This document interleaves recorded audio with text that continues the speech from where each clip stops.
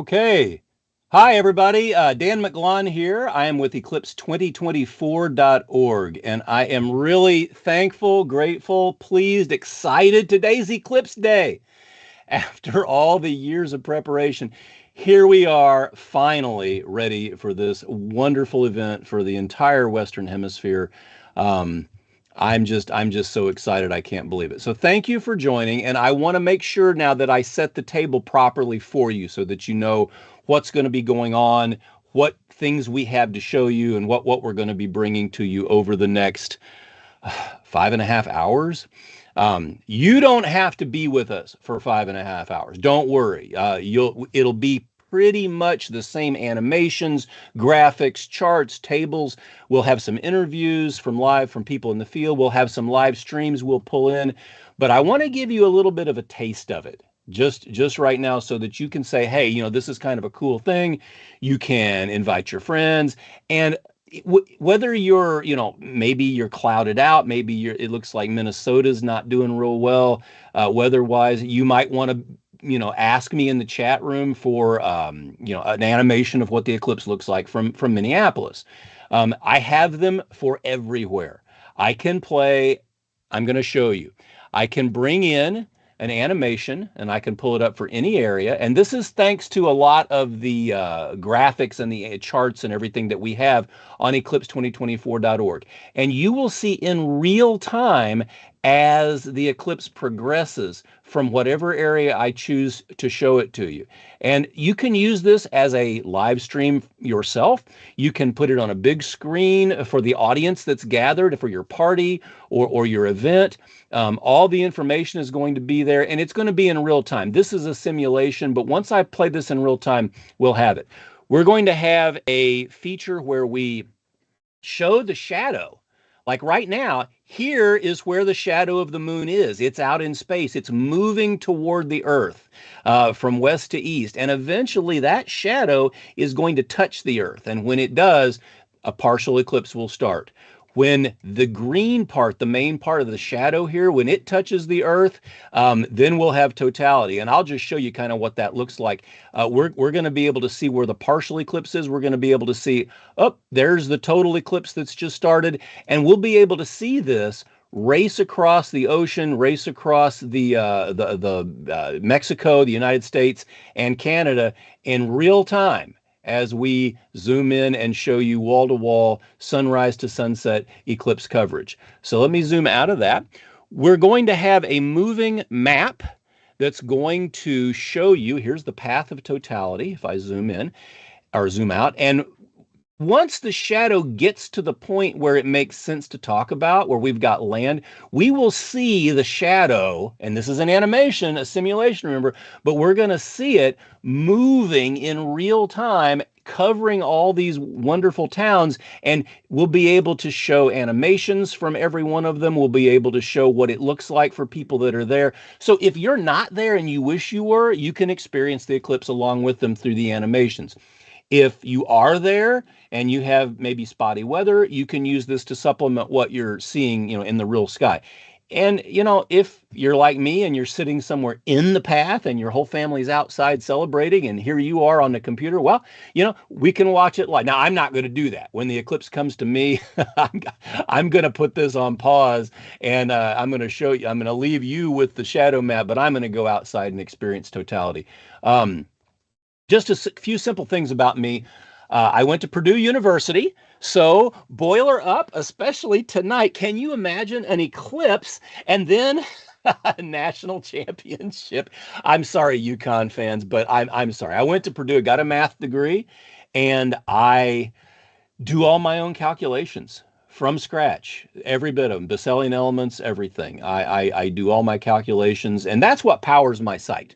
Eclipse2024.org has been around for, well, 7 years now. I did Eclipse2017.org, but then I moved over to 2024, and I've been doing it full time for 7 years. In fact, very little sleep for the last couple of months. And our site is doing rather well. My webmaster's genius has, segmented things and done all the stuff it takes to handle all the hits. And as of right now, our last count, the last 24 hours, we're at 260 million hits. in 24 hours, if you can imagine that.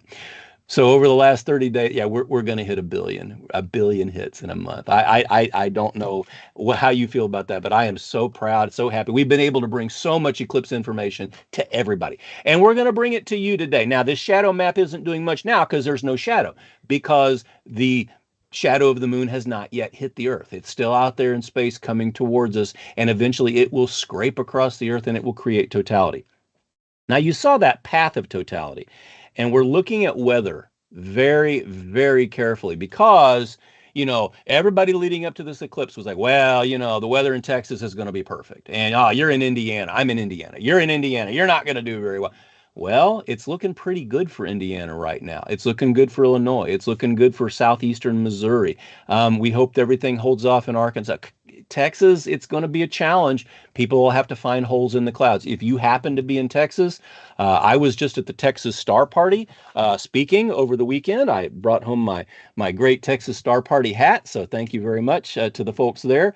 Um, People are worried about the weather, and there's not much we can do about the weather. We know exactly where the eclipse is going to go, but we don't know what the weather is going to be until we see. And this map will update in real time. This is one of the best ones I've found.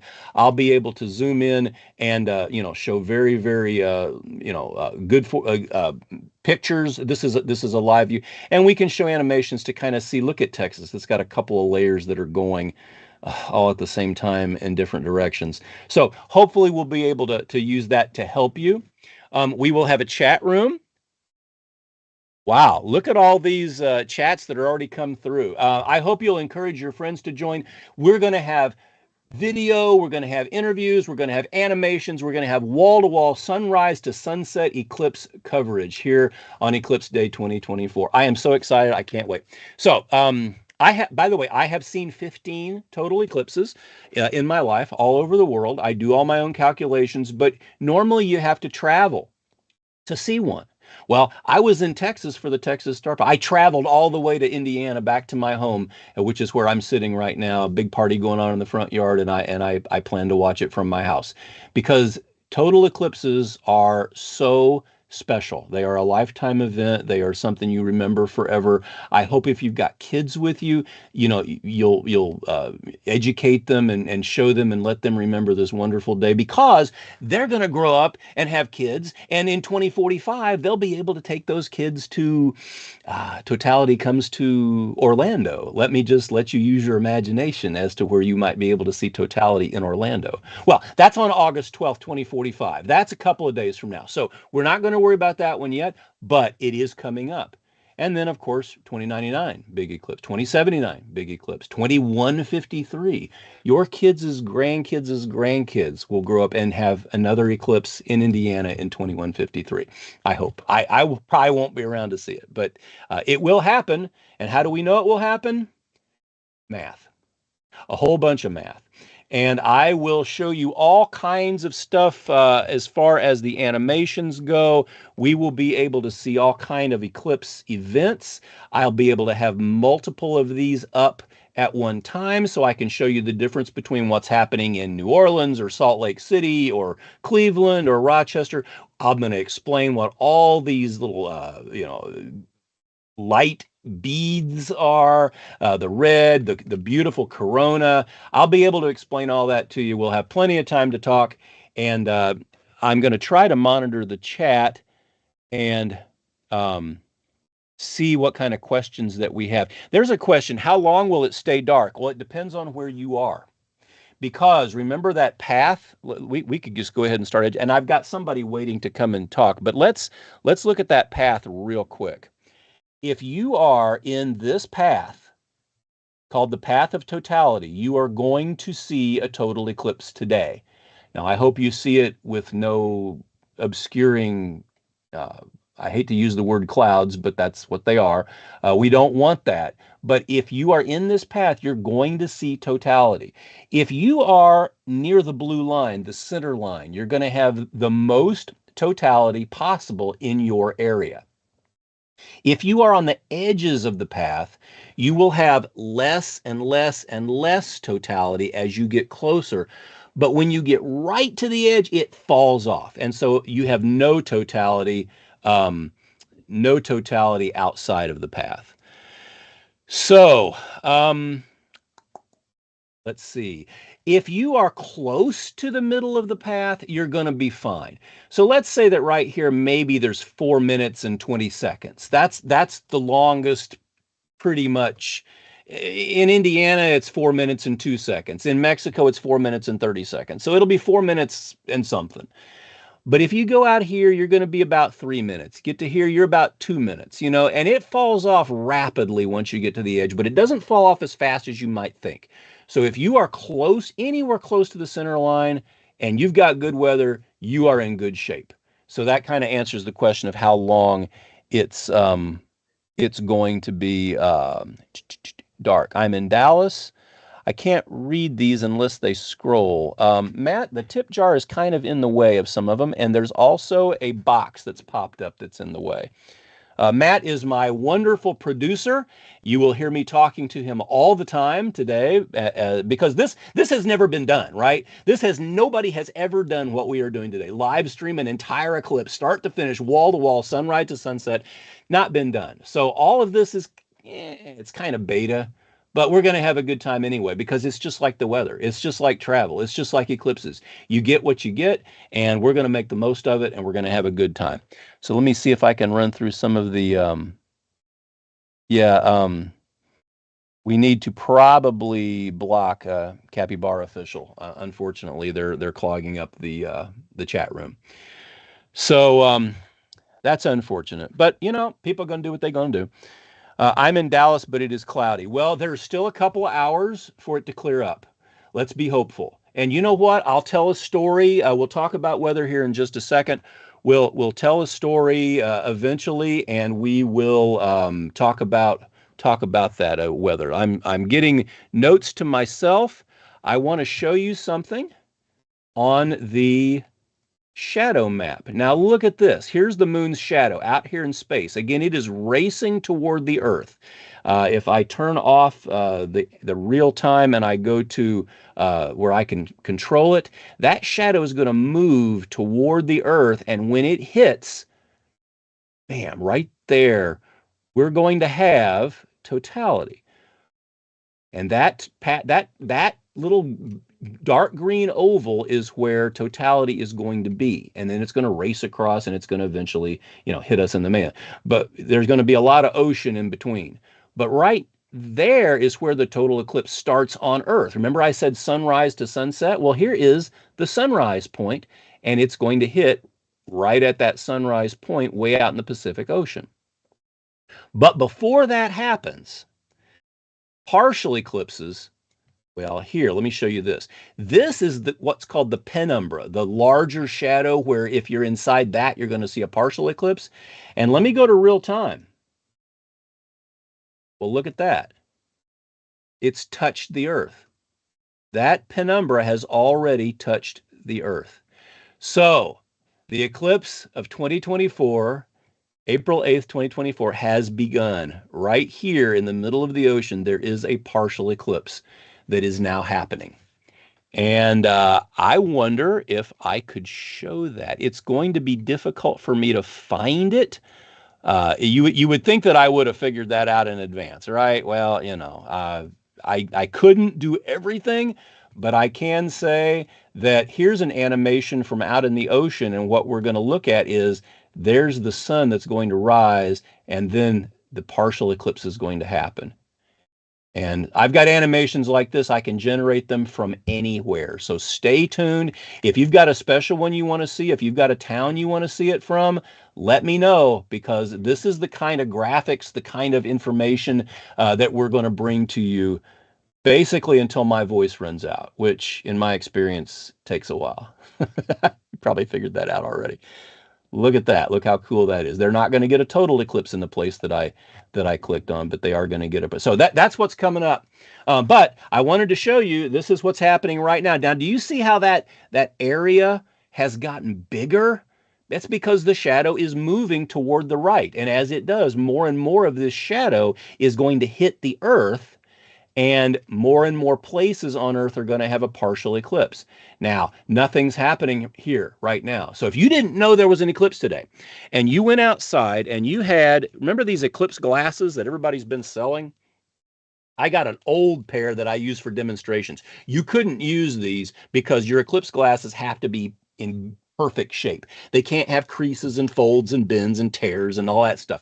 So you couldn't use these to look at the sun, but I can use them here on this broadcast to kind of show you what's going on. If you were looking right now at the sun, you wouldn't see anything. There's a big, huge sunspot, though, right in the middle of the sun, which is really kind of cool. If you've got eclipse glasses, you can go out and look right now at it. I know there's no eclipse going on, but you can still use them to look at the sun, and you'll see that big sunspot. And if I can find a live stream that is actually running right now. Let me see if I can find one. I've got a map of a whole bunch of live streams that are happening.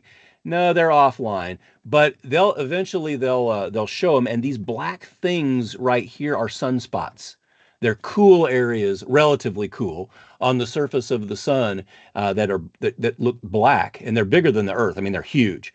But there's one that's right in the middle of the sun right now. And it's going to be one of the defining hallmark features of this eclipse as we see pictures tomorrow in the newspaper. I guarantee you're going to see that sunspot. And people are going to gauge, like, when that bite of the moon comes out, they're going to gauge like what time that the sunspot was covered up. Let's see. Do you see that spot has gotten bigger now? I hope you can see that with the contrast. But that shadow is moving. Nothing can stop it. The moon is not going to stop, and it's not going to back up. It's going to do its thing, and it's going to get deeper and deeper and deeper until finally totality is going to start in the ocean, and then the partial eclipse is going to come to Mexico. Excuse me. And everybody's going to see a partial eclipse, and then that partial eclipse is going to work its way across then into the United States. Everyone will, again, down into Central America, everyone will experience a partial eclipse. And then as that partial eclipse kind of, well, it's well into Western Canada, but as it enters Eastern Canada, that's when totality is going to hit the mainland, right near Mazatlan. Mazatlan, Sinaloa, el Estado de Mexico. And my Spanish is... mi español no es bueno, pero es bien bastante. It's good enough that I'll try to give you guys some. And if you have questions, you can, of course, ask. I have always got Google Translate if I can. But my French, mon français est très mauvais, je regrette. It's pretty bad. But I will do my best to try to help the folks in Quebec and New Brunswick also enjoy the eclipse. Anyway, that's what's going to happen. That is what is set for us. And I have managed to, so let's go back to real time, and we can see, yeah, that shadow has really, really managed to move into the Earth. It's happening. The shadow is moving, and we are going to get an eclipse today. You'd have to be out here in the ocean to be able to see that first bite, but it's happening, and it's really cool. So I'm going to leave this for right now. I'm also going to leave the shadow map because there's just, I mean, the shadow has not even touched the Earth yet, so we're not going to use that. But I do want to, let's look back at the weather and see if it's what it's done. And then I do want to let somebody in if somebody's waiting. I'm looking, of course, at Indiana because that's where I am. But I'm also thinking very carefully about the folks in Texas, this weather. And in Arkansas, they were worried about it building up. Looks like southeastern Oklahoma, which is also in the path. Hochatown, Idabel, Broken Bow, Antlers, Hugo, Poto. Y'all are in for a good eclipse today if the weather holds. Cleveland is looking good. Ohio is looking good. Niagara Falls, Buffalo. This was an area I thought would be so cool to see an eclipse, and it's just not looking really good for right now. I'm going to show an animation of it. But we're hoping that for the folks in Buffalo, Rochester, and Syracuse that it really holds off. Up in the Northeast, perfect. Everybody's like, you're not going to go to Maine or New Hampshire or Vermont. I mean, the weather's going to be terrible. And look at it, not a cloud in the sky. Climate is what you expect, and weather is what you get. Robert Heinlein told us that. So Let me close some of this down. Let me see what kind of um, yeah, okay. So anyway, East Amherst, New York. Boy, cloudy, cloudy. I don't like that. Um, Somebody's like, I don't usually like sunny days, but this is one day that it's pretty convenient. Yeah, and I agree. We always want good weather. So, Matt, do we have somebody who's wanting to join and talk? And I'm sorry I talked so long, but that's kind of how I am. So, I'm not sure.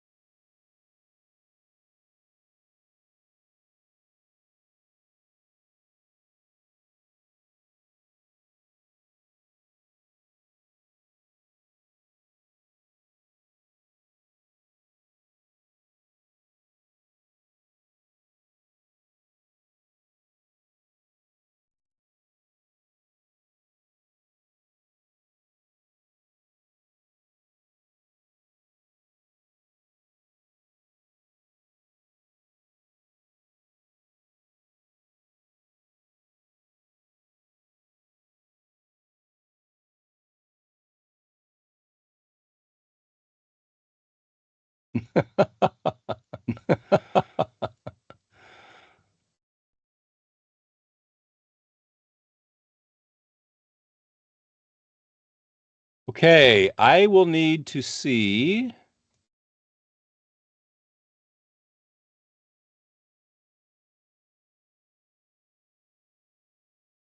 Okay, so Matt, I'm sorry about that. We had a little bit of a technical glitch bringing an external person in. We will work on figuring that out. Meanwhile, what we will do is we will keep going. And I always can find things to talk about with eclipses, believe me. And I'm sorry for that. Again, I said this is beta. We're kind of having fun with it. Heard something. Okay. Thank you. It looks like Nazir. Okay. Princess Boone. Thank you for we can hear. So what I'd like to see in the chat, I'd like to see where people are from. And maybe I can use that kind of in the back of my mind at some point to show you a simulation of what's going to happen, or I'll give you a preview of it. Very, very critical. A couple of things that you know about what the eclipse is going to look like from your location. And I can absolutely do that. The first person to type in where they're from, I will do an animation for it, and we will be in good shape. Okay, thank you, Ajmal. Otherwise, I'm going to do one for my own self, and I'll talk to you about why that's important. Dallas. Dallas is the winner. Let's do an animation for Dallas. Here we go. Okay, so I'll zoom this in really, really closely. Now, I'm going to say, I hope the clouds part. I hope this is not the only eclipse that you see. We are with you in spirit. I was just in Dallas actually yesterday, came home to see this eclipse. I was really impressed at all the signs everywhere, traffic for the eclipse, arrive early, stay put, leave late. And what's going to happen here is here right here at about 3:30, 4 o'clock on the dial is where your first contact is going to be. And that's going to happen right at about 12:24. So what we want to do is have you um, look for that right there. And okay, now I'm getting sound. I'm gonna mute. Okay, there we go. We want to have you look for that with your eclipse glasses, of course, or your eye protection or projection or however you're doing it. Um, Matt, can we please remove the picture from the screen? Evan, I need for him not to be on the screen if I'm not talking to him, please. Okay, thank you. Um, and that that moon is going to continue to take a bigger and bigger and bigger bite of the sun. What you are seeing is the moon moving in its orbit around the earth. This is not the normal everyday. In fact, I can probably even do better than what I'm doing here. Let me pull something else up.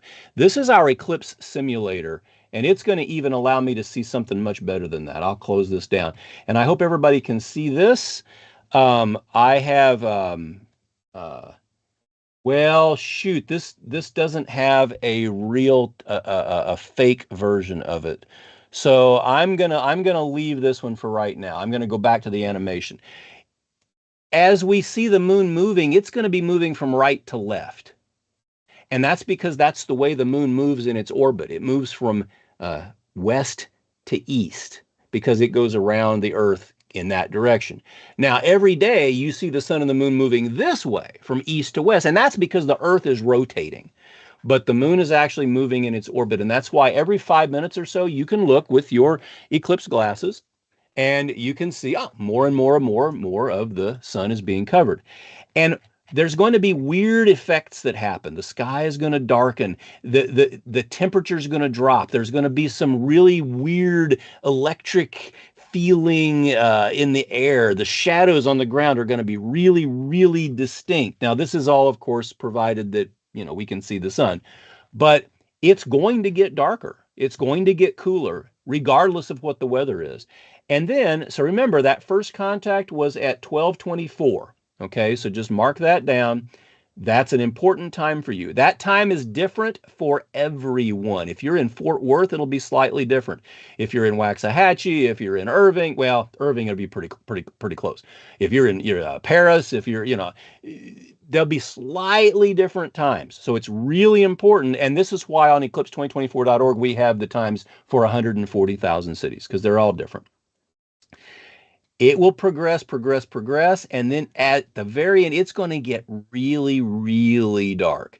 Then, so this is this is going to be happening at about 1:40, right? So about an hour and a half later. And we're going to see that is going to look at those beads of sunlight are breaking up. Those are caused by the mountains on the edge of the moon blocking the sun and the valleys on the edge of the moon allowing the light in. Which, if you can think about that, how do we know?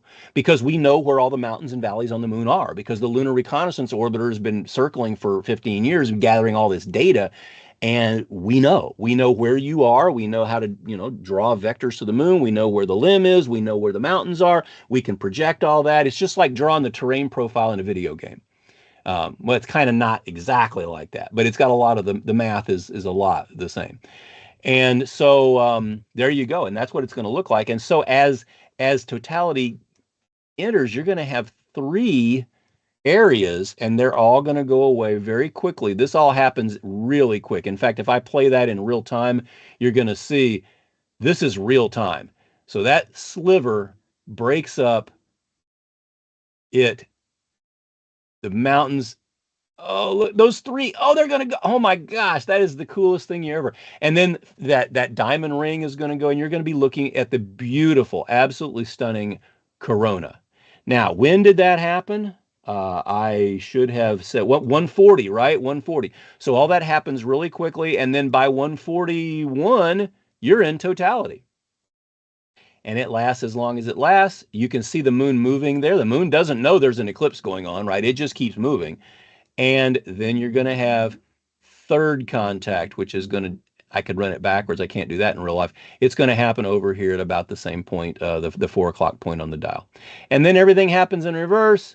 And at this point, it's anticlimactic because after seeing totality, this part of it, this is not really, I mean, it's interesting. And if you're taking pictures, yeah, you might want to take a few of the partial phases. But this point is called fourth contact. And I don't think I've ever seen one because we're always back at the hotel by then. But this is what the show is, totality. And it's the coolest thing you've ever seen. It's amazing. It's absolutely amazing. And I am really, really looking forward to everybody watching it. So that is the animation for Dallas. So the important times are 140 for totality and 12:23 for first contact. Okay, I hope that helps. Now I'm going to be doing this for every single place on Earth, but that's okay.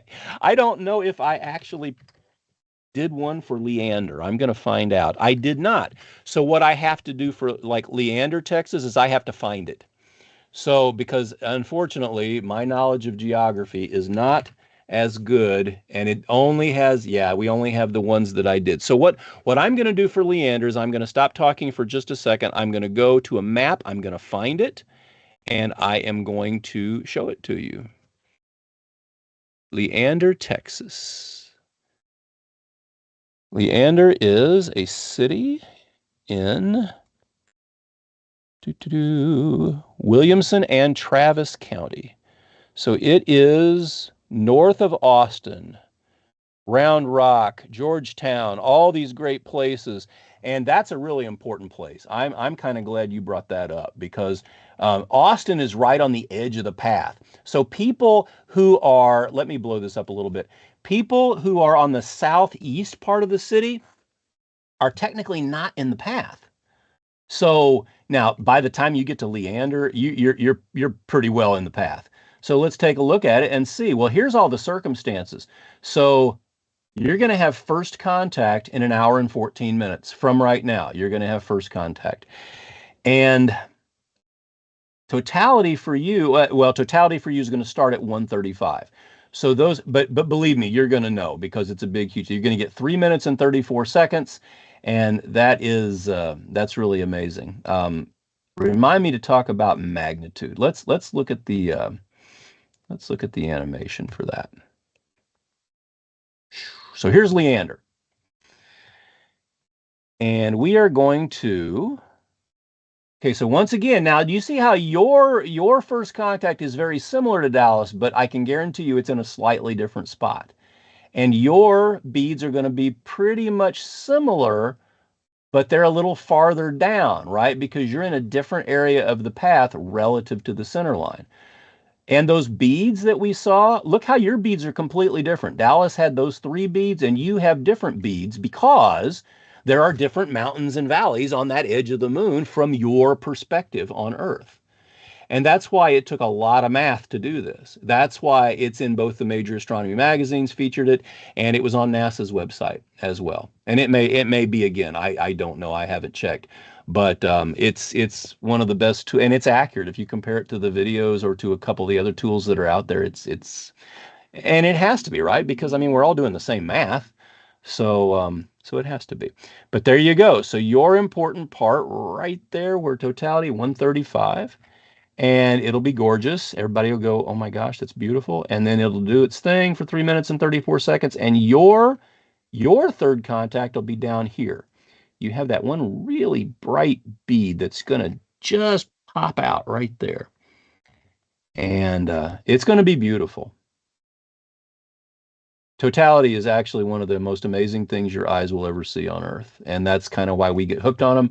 And we should. So, anyway, Leander, I hope that helped. It sure helped me figure out where the geography is. Let me go back here real quick. I just did Dallas. Oh, no. Very close to Austin. Yeah, perfect. Can you see the beads with the eclipse glasses? Yes, you can see the beads with the eclipse glasses. In fact, the beads are part of the sun's disk. So not only can you see them with the glasses, you're supposed to use them to protect your eyes. Anytime any of the bright disk of the sun is visible and those beads count, you have to use eye protection. Do, do, do, do, do, do, do, do. I can do Dallas again. Don't worry. I mean, but let me explain one thing about this magnitude. Somebody's looked at this, I guarantee you, and they've said, 101%. How can you have something cover 101%? That doesn't make any sense at all. You can, because the moon appears to be slightly bigger than the sun. So it actually, magnitude is a measure, is a ratio of the diameters of the moon to the sun, to the part of the sun's diameter that's covered. And so it can be more than one. Now, obscuration, the amount of the sun's disk's area that's covered, cannot be bigger than 100%, but magnitude can be, because the moon can appear larger than the sun. So I know somebody had that question, and there, I just answered it. Let's see what the weather has done. I'm going to zoom into Texas because I think, and I'm sorry if this is, I'm sure I'll do things that people don't necessarily want to see all the time, but let's see what we got here. I mean, it's too bad that hole is not like right over Dallas. But I see enough holes here that there'll be a lot of people that are going to get lucky, or they're going to be in their cars and they're going to move and they're going to see this eclipse through those holes. Even down here, it's possible. Now, you get to Uvalde and Del Rio and Eagle Pass and Bracketville. I don't know, guys. That's looking pretty solid. But miracles have happened. I can tell the story in 1997 when Joel Moskowitz and Glenn Schneider, my good friends, were in Mongolia, and it was completely socked in. And they're like, well, let's just go anyway. And it parted. The clouds parted at the very last minute, and they saw the eclipse, and it was like a miracle. So you never know, and you can't give up. It's not over until it's over. Okay, let's see what we've got here. Did I do Atlanta? I did not do Atlanta, and I've had a couple of thoughts about it. Let's see what is happening. Oh, in Tahiti right now, the sun is rising while it is being partially eclipsed. I have this list of things that are going on. Now, you can see all these things, and I've got these this kind of scrolling event list. Believe me, when the shadow gets to the United States, this thing is gonna go fast, and it's gonna be hard to do. But at least you can get in. And this is another feature we're gonna have where people can experience different things about the eclipse from all the different locations, kind of like at the same time. So let's leave that. Let's go back to my page. I know. Look at that, Atlanta, Georgia. I thought to include Atlanta. Of course I did. It's a major, major, wonderful town. Unless you're caught in those 15 lanes of traffic during rush hour. Oh my gosh. One time I got stuck at the airport in Atlanta. I had to drive home, and I live in Indianapolis. So that was a good drive. And I tell you, even at like 2 in the morning, there was lots of traffic on those. I don't feel for you guys at rush hour.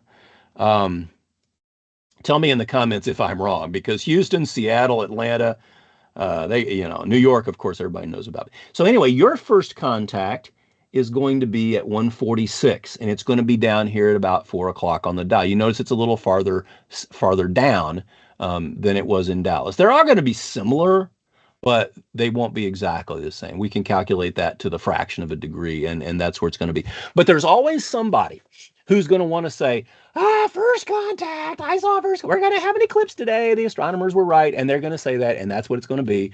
And so that's where your first contact is going to be. So if you've got, binoculars with solar filters, do not use binoculars with eclipse glasses. They are not meant for binoculars or telescopes. They are meant for your eyeballs. And you actually can use them this way if you really want to. I wouldn't, because the silver part will show reflections. But there they go. You cannot use them with binoculars. You have to use special filters with those. But let's say you have really good eyes and you're looking with your Eclipse glasses, and there is your first contact point. Now, what's going to happen for you? Because I'm going to pull that shadow map back up, and we're going to look at the path, and we're going to see Atlanta is not in the path. Do you remember 2017, how all the wonderful towns up here, and I can only think of one. Toccoa is the one I can remember. I don't have the tiles for right there, sorry. But I remember Toccoa, Georgia was in the path. But Atlanta was not. Well, Atlanta's even farther outside the path here. So you're going to get not quite as much. In fact, if I went to the real map here that gives me all the features, I can click anywhere I want. Atlanta's so big, I'll just click on downtown, and it does all the math and it does all those calculations. So in an hour and 34 minutes at 1:45, you are going to get first contact. Well, 1:45, 44, 1:46. See, it takes about 15 seconds for you to be able to see that. So first contact probably going to happen there, but you can't see it yet. I mean, you'd have to, there's no way. But now you can see it. But maybe in the real sky, it'll be hard. Anyway, in about a minute, though, you'll definitely be able to see that. So that's going to happen about 1:46. And then the moon is going to do its thing. Now, the problem is you're south of the path. So remember how for Dallas that the moon got to where it covered everything? Well, this is what you're going to get. You're going to get a very nice, respectable, deep partial eclipse. The sky is going to have some darkening. You're going to have some of the features that you're used to seeing. But unfortunately, this is not Atlanta's eclipse for totality, and that is what you're going to have. It'll achieve a maximum at 304. So if I went to 304, that would be the most that was covered, and it looks like it's going to be at 84.6%. So what I want you to kind of see from this, 84.5% sounds like really good, right? I mean, if you were hungry and you ate 84% of your meal, you'd probably be full, unless you're me. But 84% doesn't mean 84% totality. It just means 84% of the sun is covered. So you didn't really have, the same experience of totality. So it's not to say it's bad, it's just different. And if you are in Atlanta, especially if you're like a teacher or a first responder, or you're working in healthcare, all the people whose jobs are very critical and important, we salute you. And travel to the next one. Go to Spain in 2 years and see that one. It'll be beautiful. So there we go. That was Atlanta. And I want to move back over to weather. Let's see what we got. It's looking better for Indiana all the time. It's still looking good for Arkansas. That stuff that's really bad is kind of stuck. Texarkana kind of worried about, but the good folks in Hot Springs and Little Rock and Jonesboro and Searcy, hi Searcy, by the way, they are. I did a lot of Eclipse consulting and Eclipse, presentations for a lot of folks. So I will always try to shout out to them, especially in my home state. But there's a community college in Searcy that we talked to, plus the people that are operating, running the show for the Eclipse parties that they're having. Get that nice hole that's opening up. Of course, none of this really matters because it'll be different in an hour, but it's fun to look at. I wanted to go back to this diagram and see how the shadow is progressing. So this, once again, is a map of the shadow of the moon out in space, moving towards the Earth. And there is the penumbra. And you see, wow, now a lot of the Earth is experiencing partial eclipse. This is going to start happening really fast, folks, about an hour from now. And then 2 hours from now, oh my gosh, it's going to be crazy. And at some point I got to take a break because I want to go out and see it. But nothing's happening for us in the continental United States, or actually in North America yet, because the penumbra has not reached us yet. So we don't have a partial eclipse going on. But there it is. So if I picked a point out here, I would see, in fact, I can do that. I can go to the map. I can go out here somewhere west of the Galapagos Islands, and I can see what's going on. Let's see an animation. Oh, this is a real-time animation. And that's where they're at. If I turn off the real time, I see that's where they came from, and then that's where they're going. And I picked a spot in the ocean that's not going to get totality, but that's okay. And there's where they're at right now. So kind of cool, huh? But it's amazing what math and a few brilliant developers can come up with. So anyway, I wanted to do that, and I'll do that several times. I'll just go and randomly pick a spot. But I also have a lot of these cities pre-programmed in, so I just wanted to kind of go there. Let me look back at the chat. What time does it start in Canada? Well, Canada's a big country. You might have noticed if you've ever been on the Trans-Canada. So it's different for everybody. Totally different. So I really need to know your city, and I'd be more than happy. Or you can go to eclipse2024.org, type in your city, and you'll be able to pull it up. We've got information for 140,000 cities. If your town has a name, it's probably in our database. New Orleans, New Orleans. And I was born in Bossier City, or Shreveport, by the way, Barksdale. So New Orleans is very special to me. So let's see about New Orleans. So Atlanta was a long way from the path, and New Orleans is a little closer. So we would expect a little bit deeper partial eclipse. Well, let's go to my control panel. Y'all can't see my control panel. See, I was born in Louisiana. I said y'all. Can't see my control panel, but I can type in Nouveau Orleans. And I can see the animation. Right-ya. Let's close this out. We don't care about that anymore. Let's see. Honolulu, almost going to get for Pitcairn Island. Anybody on the Pitcairn Islands watching? That'd be cool. Yeah, so there's not much else going to happen for a while. This will roll as we get more things. Okay, so let's see what New Orleans is going to do. Well, there's your first contact. Similar spot, 4 o'clock on the dial. It's going to happen at 12:30. And then once again, just like Atlanta, it's going to kind of miss. Now it looks like it's a little bit deeper. And this eclipse, well, it's not a little bit deeper. It's at 81.7. So that tells you the difference, what I know about looking at a map. So Atlanta must be much better positioned. Well, it doesn't matter because 81, 86, 85, those are deep partial eclipses and they're very cool. But that's what it's going to look like. And if I went to the map, and went to New Orleans, I'd be able to see, let me pull that over so you can see it. Yeah, 84.2 and 1:49 p.m. So about 1:49, you're going to have your max eclipse. And that's what it's going to look like. And since this is the actual sun, once again, you have to use eclipse glasses to look at this. Okay, so there's New Orleans. Let me see what I've got here. Yep, going to get a crescent sun, hailing from McLenny, Florida. Okay, well, it's going to be a little bit less. I'll have to find McLenny, but it's going to be a fatter crescent. What's going to happen to this channel after the eclipse? Well, I have been working on this site, eclipse2024.org, for 7 years. And before that, I worked on eclipse2017.org for 8 years. So for 15 years, I have been doing nothing but this, eclipsing, and occasionally sleeping. I am planning to keep my site open. I am planning to keep the simulator going, which the simulator is a really cool thing that shows you exactly what the eclipse is going to look like. We're going to put future eclipses in it. We're going to maybe do something for the next eclipses that are in, Europe. But I'm probably going to retire.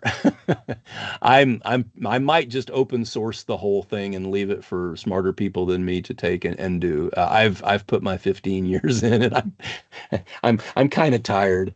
So we'll see what happens. But I would probably say that, send me an email if you have ideas for what I should do with the channel, because this channel was developed specifically for this live stream, which has never been done. And it's going to be similar to this as we progress through the eclipse, but it's going to be very fast and furious. I'm not going to have time to cover everything. This thing is going to scroll really, really quickly. And that's just kind of going to be how it is. So let me see if there's any other questions. Toronto, Canada. And I'll say Toronto, not Toronto. I'll say Toronto like I'm supposed to. And I hope that you appreciate that because I was proud when I learned that. Let me see where my Toronto. Now, once again, Toronto is a huge area. If we go to the map, it's hard for me to even tell you a very, very special situation because I talked to the very fine folks here in St. Catharines in the Niagara region and, all the way to Port Rowan, and they are concerned, about all the people from Toronto that are going to come down. Well, probably have already made it down and are probably inundating them right now. But the weather, let me take a peek here. Subregional. Let's go to the area and see if we can see that. Yeah, that's not looking real good. There are holes in the clouds. Oh, maybe that front will move off in time. Who knows? And what's one person's good luck is going to be another person's bad luck. But we'll see. We'll see what happens. Um, let's go back to this. Let's go back to this. And we can zoom. So if I go to Toronto, it matters where I go, right? Because, Hamilton is in the path, but Toronto is not. So if I just go somewhere downtown, I'm going to get, 205 is when first contact is. And mid-eclipse, 99.7. That is so, so tantalizingly close. Yorkville, you're not going to hold that against me. It's close enough.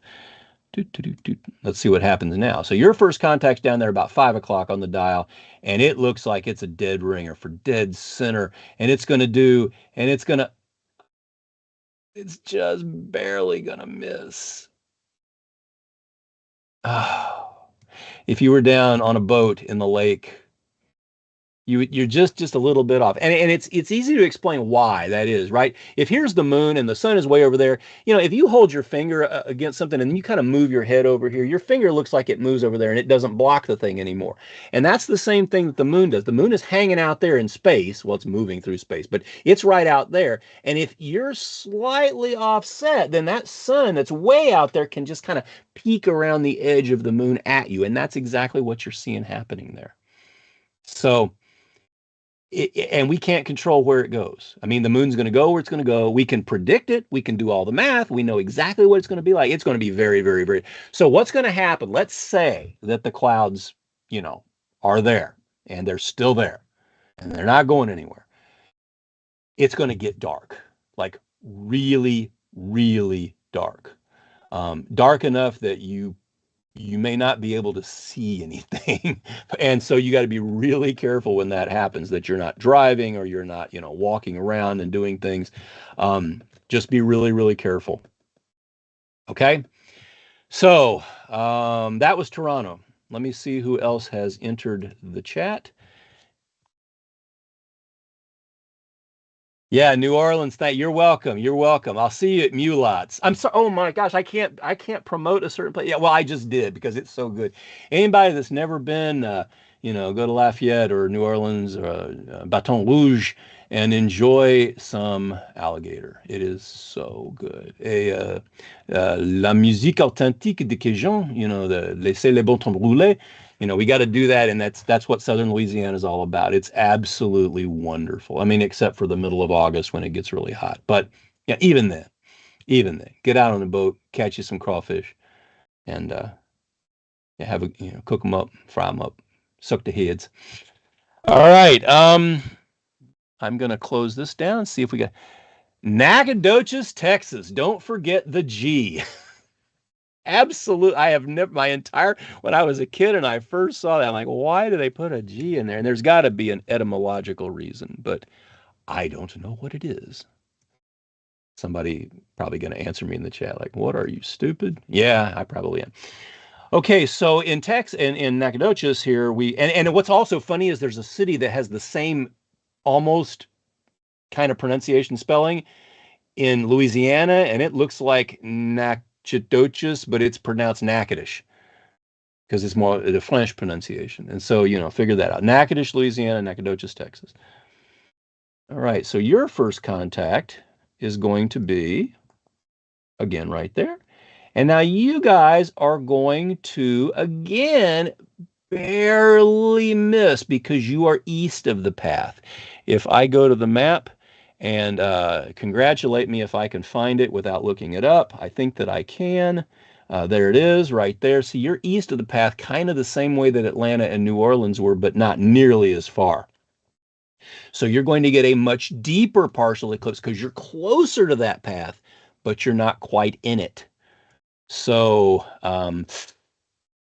you still got time. You still got time to head to Tyler. Maybe anywhere that's in the path. But if you stay there, this is what you will have. And it's very respectable. The sky's going to get nice and dark. The shadows are going to be distinct. The temperature, thankfully, is going to drop about 10. I couldn't believe how hot it was. I mean, I left the 40-degree weather in Indiana and I was like 82 or something. I'm like, man, what must this be like in July? And I do know what it's like in July. I lived in Louisiana. So there you go. That's what you've got. And your max eclipse, I'm going to click on your town if I can find it. There it is. Just go downtown there. So 1224 is first contact, less than an hour. And your your mid eclipse, where there's a maximum amount of coverage, is at 144, which is a 97.2%. So there you go. All right. Hope that helps. What time? I've done Atlanta already. Let me just real quick click on the map and I'll show you. Dun, dun, dun. Don't tell me what part of Atlanta, so I'll go downtown. 145 is first contact and maximum eclipse is at 304. There you go. Louisville, said correctly, not Louisville. Please don't say Louisville. Everybody will know you're not from Louisville. Louisville, Louisville. It's just, there's just two syllables and one vowel, Louisville. Okay. So Muhammad Ali's home, beautiful town, wonderful place to go, and very close to my home up in Indiana. And I love going there. Some great memories. Now that says Jeffersonville. That doesn't count. We're going to go right to downtown here. Let's do that. Okay, fine. 149 and 307. And once again, you guys are also not in the path. So if I pull up your animation, I keep getting people at the southeast side of the path that are not in the path. But that's okay. The eclipse is for everyone. 149, like I said, and then it's going to do the same kind of thing, but it, look at you there. Oh, it's so tantalizingly close. I really think you got time to drive up to at least Scottsburg, right? Maybe Columbus. They got big parties going on. Zaharico's ice cream for eclipse. That's what you're going to get if you stay. If you even make it up to Scottsburg, though, I can tell you, you're going to be in the path then, so you'll be able to see totality. Not for very long. Look how that there's second contact and then there's third contact. Because beautiful beads. Look at that. Stunning. Just beautiful. And it's going to be a short eclipse, but it'll be gorgeous. Everybody's experience is slightly different, right? So Scottsburg only gets 1 minute and 6 seconds. Well, you know, I went to Kenya in 2013, 2013, for an 11-second eclipse. And it was one of the most gorgeous things I've ever seen in my life. It doesn't matter. I mean, Kenya is such a wonderful country. And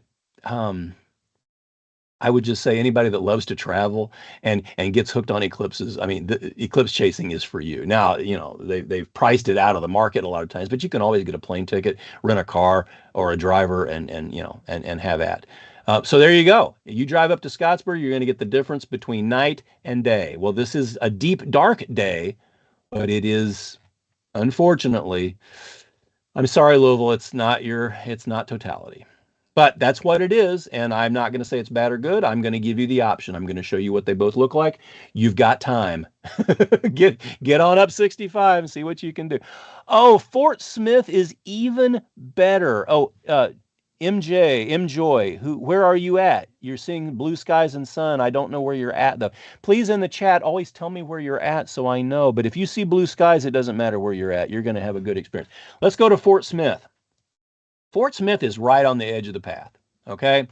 And Fort Smith is a really, really important jumping off point because in town itself, you're going to get.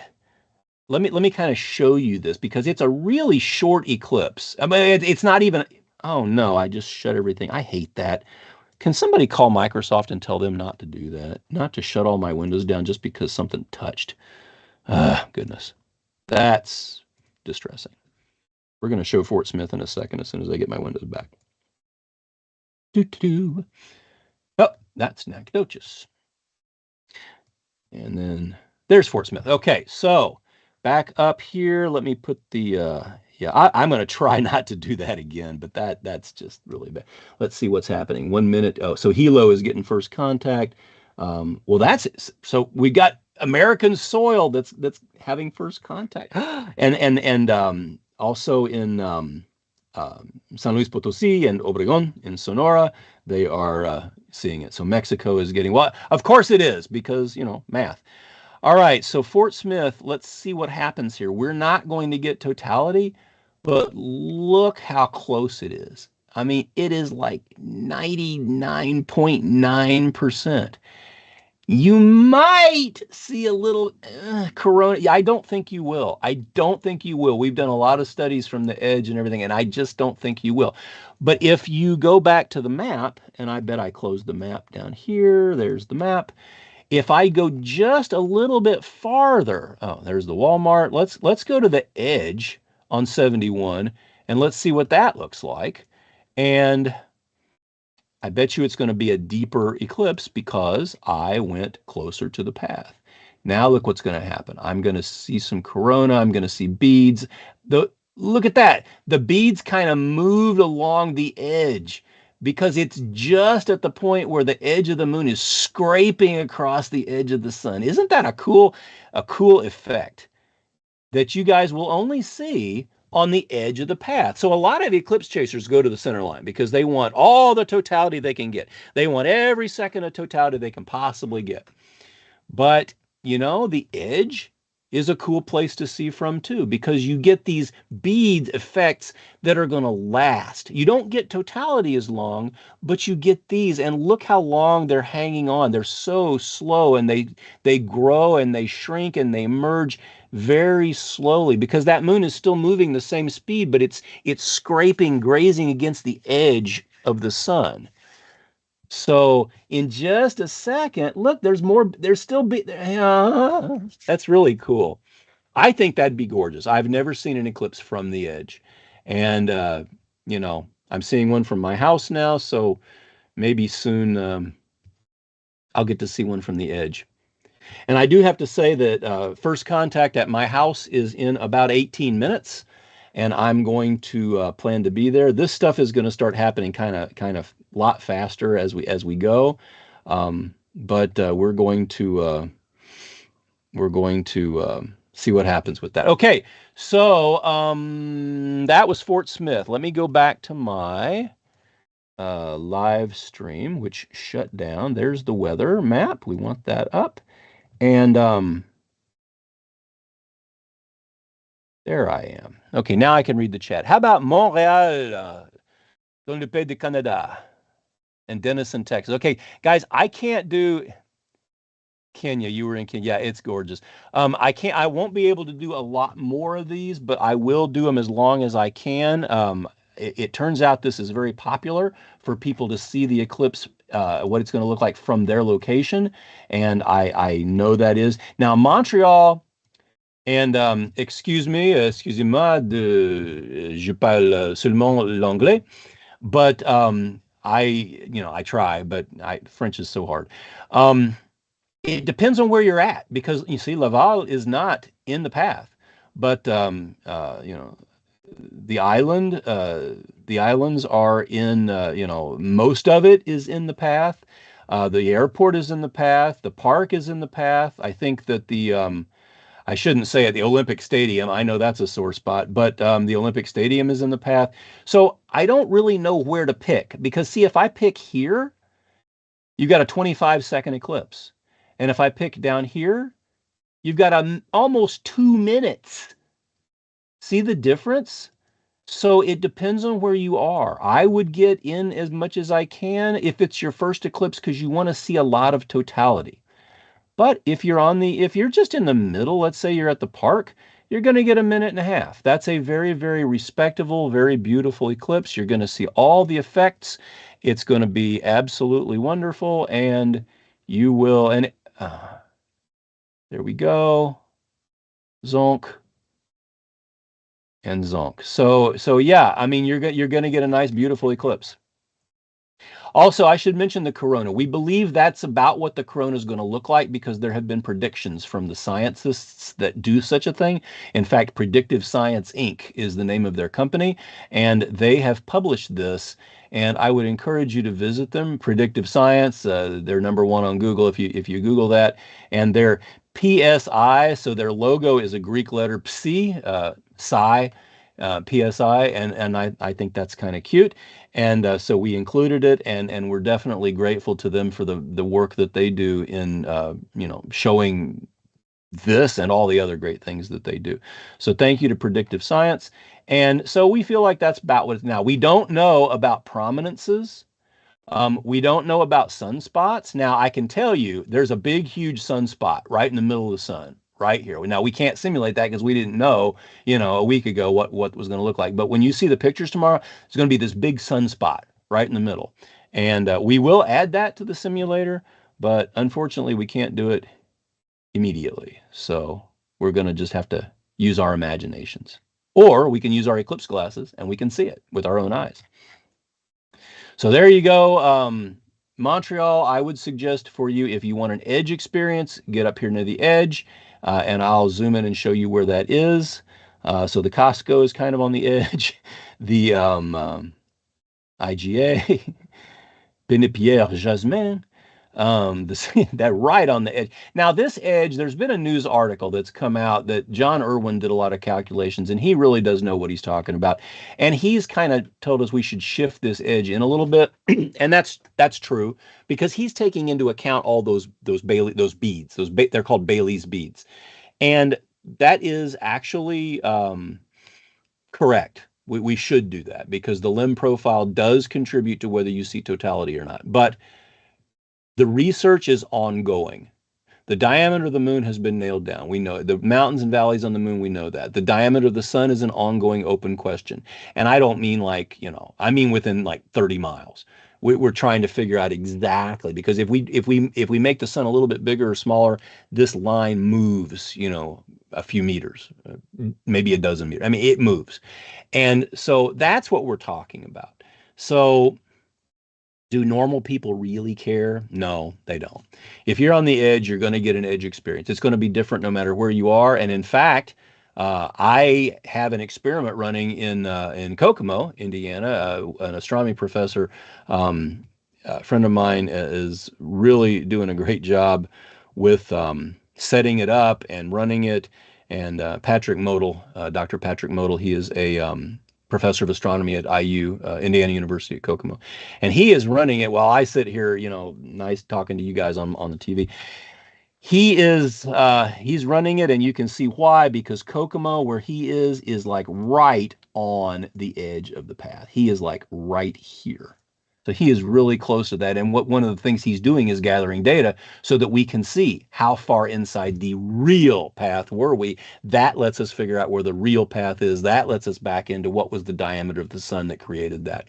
If we do that for enough eclipses over enough time, we will increase our knowledge of the sun. And even if it's little baby steps, that's how science is done. We gather data, we make hypotheses, we test them, we falsify them, we refine our hypotheses, and we come up with better and better results, and we build on other people's results, and knowledge is progressed that way. And that's science. So there we go. Denison, was Georgia in the path for 2017? It was. There was a town, and I'm not coming up with any more names. I'm kind of Tallulah Falls was, Clayton was, Toccoa was. Hiwassee was, Dillard was, Livonia was. I remember those names from 2017. So yeah, Tallulah Falls. Yeah. So Georgia was in the path in 2017. And I believe they had decent weather too. Bristol, Tennessee, semi-cloudy. Let's see what Bristol, Tennessee is looking like. Yeah, well, if that's semi-cloudy, we're doing really well. Let's let's look here. Bristol is here up in the northeast. Um, well, it looks like you're good. So see, even if it looks terrible on the map, there's always going to be holes in these clouds that you can see stuff through. So I would not lose hope. In fact, if we want to take a look at Bristol, I need to find my. I wonder why it's not there. There it is. Okay, and we're going to pull up the. Did I include Bristol here? Well, of course, I'm an idiot. If I have the map open, I can just click on it. So let's do that. There I am. There we are.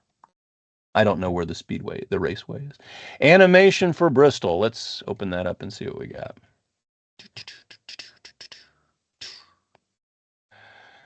I can tell I'm going to have no voice tomorrow. Okay, so there you go. Your first contact's going to be down there about 4 o'clock on the dial at 1:53 in the afternoon. So what is that? About almost a little over 2 hours from now. An hour and 12 minutes from now. Sorry. Mid eclipse is at 3:11, so about right there, and you'll have an 87.5% eclipse, and then it will continue on. So look for that. Look for that to happen. And see, it kind of looks like it's going to hit it, but what happens is it's going on a straight line. What happens is the sun and the moon rotate as the Earth turns. They in the sky they don't actually rotate, but they appear to rotate as the Earth rotates, and it's called parallactic angle if you care. And that's kind of why it doesn't look like the moon's going in a straight line. It truly is. Believe me, it not much we can do to stop that. Okay, so there's Bristol. I actually, in about 8 minutes, am going to take a break, and I'm going to go outside and look for first contact, which just to keep everybody open, I am I'm about right here, right there, and I clicked. There we go. So at 1:50, I have to go start looking, and that's an hour from now. I was off by an hour. What? My time zone is wrong. So at 1:50, so I've got another hour. So I can talk for another hour. Probably I can't. Let's see what's going on here. Texas, lots of places in Texas are 30 minutes from first contact. I'm about an hour. I'm almost 2 hours. And that makes sense, right? As the shadow of the moon moves, we're going to have places that are in first contact before me. Let's see. Well, the shadow is not being shown yet because it's not here yet. Let me see what time that's going to happen. This is the beauty of math. We can do whatever we want. Look at this little island. I think it's Isla Socorro, and it will see totality at 4:37 GMT, which is, my clock is gone because everything went away. So that looks like, yeah, 5 minutes ago. So maybe I should look at the animation. That's first contact, though. That's not totality. Totality is going to hit them an hour from now. So let's see what it looks like right now on Isla Socorro. It looks like that. So there you go. Cool. Now, how do I know that? Because somebody's going to be out there. How do you do these calculations? Well, the calculations that we use were invented by a German mathematician, Friedrich Wilhelm Bessel. And if you've ever studied advanced math, you know Bessel functions. He invented them. He did not have a PhD, but he was a very smart guy. And he developed the technique for eclipse calculations that we still use today. And I have that little diagram, and the diagram is one of the things I use to show that. Now we can see what's going on. Oh, look, in real time, the shadow has touched the Earth, and there is there are fish that are seeing totality now. And you can see the shadow is moving. Totality has touched the earth. I know I missed it. It was on my thing, but it minimized and I didn't see it. Totality is on the earth now, and it is moving toward us. That is a superb moment. So anyway, we can see there is this fundamental plane that if I remove the earth from it, we can see, I'll turn it the right way, there's the shadow, and we're looking right down the shadow. And if we go in real time, we can see what that shadow does. It moves through space and it projects itself on that flat plane that we've shrunk the earth down to a plane. And if we then see what's going on, we can see the shadow is moving, but then we put the earth kind of in the way, and we can see that that shadow kind of scrapes across the surface of the earth. And that's what causes an eclipse. So we know where the shadow is. Therefore, we know where it is on the fundamental plane. And therefore, we also know the curvature of the earth, and we can do a lot of math to do this where we project that outline up to the surface of the earth. And that outline then becomes the outline of the shadow on the surface of the earth. So that's how we know. And those calculations are very well established. They've had 200 and some years of 180 years of precedence. Great mathematicians have used them.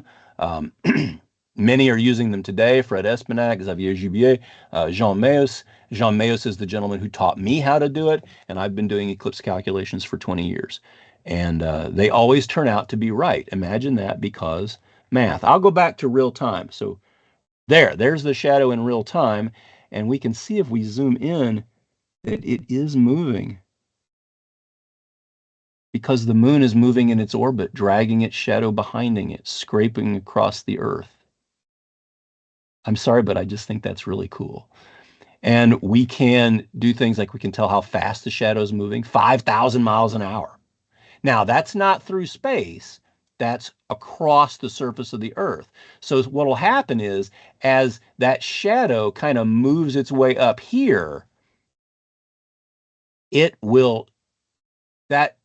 shadow won't slow down, but its projection on earth will slow down. Right now, it's really moving fast, and it'll slow down, and then it'll speed up, and then it'll go that way. So let me go back to real time. And the path width is 107, 108 miles, and the distance to the center of the earth is 3,700 miles. Well, that distance is what you saw when I showed you so that distance right there, right now, to the center of the earth is 3,693 miles, but who's counting? And so it's getting closer and closer. And how do we do that? Well, it's just math. There's just a lot of math formulas, and we did them all, and there they are, and there we go. So I hope that kind of helps a little bit. So what I'm going to do with this is I'm going to put the earth back in place. I'm going to once again, oh, look, the partial eclipse is just about to hit Mexico. See if I can zoom in there. Yeah, that shadow is barely, you can barely see. I wish I had a higher resolution map, but nah, I didn't do that. But it's moving. And it's going to happen pretty soon. So yay. All right. Well, anyway, we are going to, I'm going to put this down here. I'm going to close this. I'm going to look at my comments and see if anybody else has anything they'd like to say. But when the shadow gets here, it'll actually be seen here, and that'll be even cooler. What do we do? What do we do here? Eclipse2024.org. Okay, perfect. Costa Rica, you're going to see it partially. Costa Rica es un buen país para ver el eclipse parcial. All right. Okay. Perfect. Yeah, I know. And it's okay for you to look it up. You should look it up if you have any question or not. We have information for everybody. I am going to take a quick break. I am going to leave this map open, which will refresh every couple of minutes.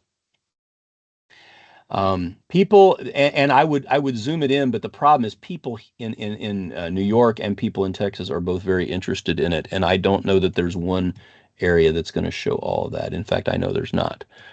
So I'm going to show this, and then I'm going to break to take a for my voice. I've been talking for an hour and a half. I can't believe it. My wife would be able to believe it, believe me. I'm going to show this diagram so that we will have this picture of the shadow. I hope you guys are. I hope you will invite your friends to this. It's going to be really, really fast and furious hot now. When this thing starts hitting the United States and Mexico, it's going to be. There's going to be a lot going on very, very quickly. This thing is going to fly, and it's going to be quite amazing. You can see the shadow moving. Now, to be fair, we update this a few times a second. The shadow doesn't actually move like choppy like that. It moves very smoothly. But I mean, you know, it's computers. What you're gonna do? All right, I'm gonna leave that, and I'm gonna be back. Woke up so excited to see it in Winnipeg. Oh, and you've got clouds. Clouds in Winnipeg. Let me see if I can. Let's look up here. Yeah, Winnipeg not looking. Well, you never know. I mean, you could get a break in those clouds. Let's hope. Let's hope. It looks decent now. We'll see. Climate is what you expect, and weather is what you get. Now it's sun in Markham, and I'm sorry I don't know where Markham is. Is it in Manitoba? I don't know. Sorry. I guess I can Google it. Google knows everything.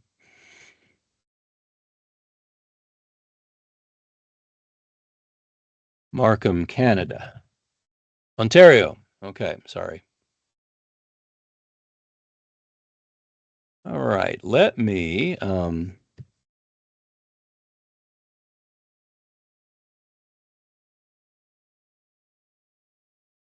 so I hope you'll invite your friends, and you will tell them how cool this is, that you can see stuff and you can learn stuff. And I will go take a little bit of a break, and I'll be right back.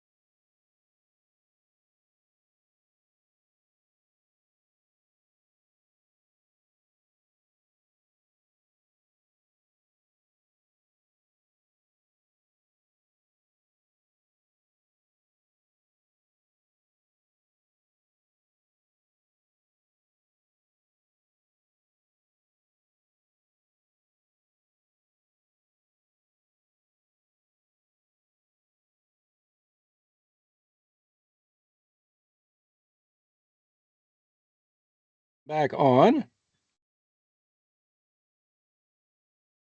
Just a second.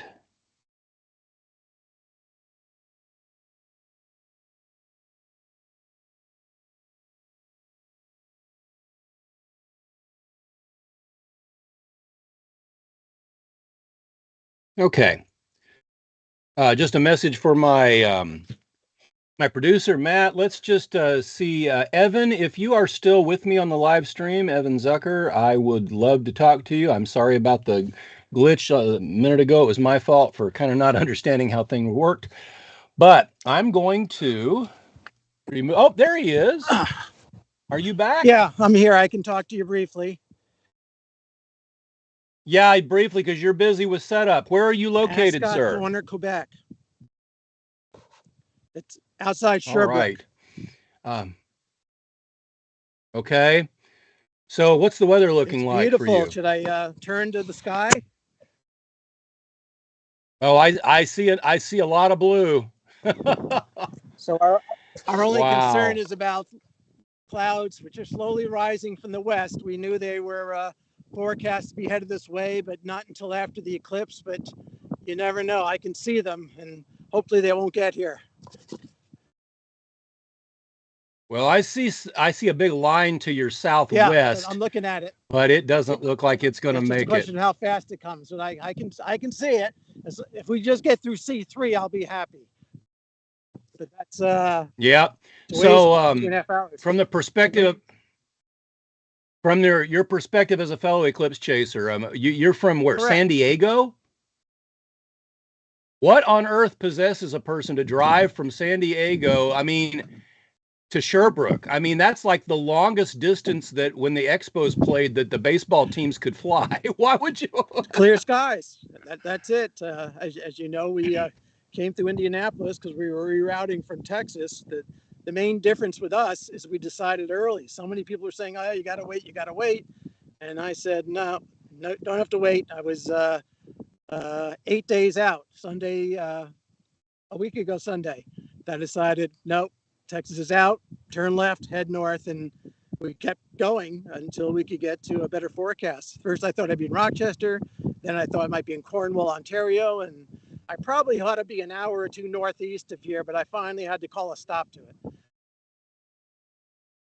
Well, you ran out of gas? Ran out of gas, but at some point you got to stop. You know, you're right. At some point you do. You got to call it and you got to say, this is yea, verily, where I will watch the eclipse from. I know that feeling very well. Now, I had that feeling about 25 years ago when I said in my front yard is where I said, right now we got a big eclipse party going on. We got about 50 people out there. We got aliens blowing up. We got Bucky out there with his eclipse glasses on. We got all kinds of things going on. How much time we got?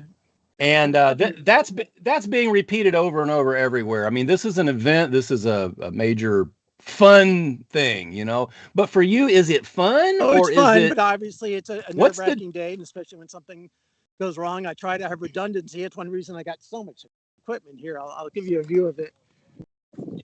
Yeah, show me some of the things you have. There. This is a typical eclipse chaser, ladies and gentlemen. This is not a typical. Evan, you're over the top, buddy. That's right. It's Paula. Hi, Paula. I think we have Michael Dill and Craig Small and their families coming over, but they haven't shown up yet, so I don't know what's happening. Would you do me a favor? I haven't talked to Craig in 20 years, it seems like. I need to talk to him. I'd like to see. Is this like it's his like 37th eclipse or something? Probably has his 38th eclipse flag with him, but I'll let you know. Oh, so Craig, everybody carries around an eclipse flag, and he made it in like 1970 or something. It's seen every totality for. Yeah, if you could mute yourself, okay, or okay. It has seen every totality, I think, since 1972. I think, did it miss one? But I've touched it 3 times. I've been with Craig on 3 occasions. There he is. That's Craig. That's you and Glenn, isn't it? No, that's Jay and Glenn. That's Jay Pasikoff and Glenn. Looks like they're at. Who couldn't be here today. There's Javier. Well, that's Xavier, but who else is that? Xavier and me at a lunar eclipse in San Diego. Do you have a picture of Bengt I do Alfredson? not. This is Glenn and me at the Big Bear Observatory for transit of Mercury. And So everybody, Glenn Schneider is one of the preeminent, all-time historical eclipse people. He's a wonderful, it looks wonderful like man. Craig and his Great people friend. are getting here, so I have to go help them out, but I'll let them know you'd like to talk to them. Yeah, see if Craig wants to come on and talk. I would like to talk to him just to see how many eclipses this is for him. I think he's one of the world leaders now, and he's never been clouded All right, I'll out. talk to you later. Like never. Okay, Evan, thank you for joining us. Appreciate it. Have a good one. Evan Zucker, really, really good friend. Drove from San Diego, headed east, started thinking about Texas, bailed because of the weather, came up through Oklahoma, stopped at my house or in my city in Indiana. We had dinner with he and his wife, with him and his wife, and he's headed up, going to stop in Rochester, Syracuse, decided no, kept going. So he's chasing the weather just like everybody else. Um, Look at the shadow. The penumbra has now encroached on, looks like on the United States. Monclova has had first contact a while ago, and Santa Barbara 1 minute until first contact. So we're going to keep this running, and look for your house or whatever. I know it's going to go too fast to read. It'll go once every second, and we'll try to figure out how to do. I made it so I think we can read it, but look at the shadow now, and we can kind of see it is moving. You can barely see it. Don't thump thump like that. Of course it's moving because it's the shadow of the moon, and the moon isn't going to stop just because its shadow happens to be hitting the earth. It's just a very, very special situation, and eclipses are just wonderful. I'm going to cut away over to I'm going to cut away to what am I going to do? See if any of these live streams are active now. I hope so. These live streams have been put together by Bob Baer at the University of Southern Illinois. And there we go. There's a nice look at that huge sunspot. That's just a second. Just a second.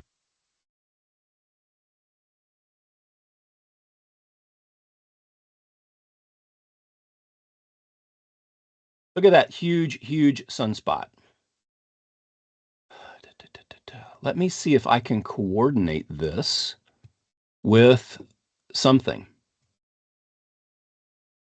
They are in Mazatlan. Let me pull up my map and go to Mazatlan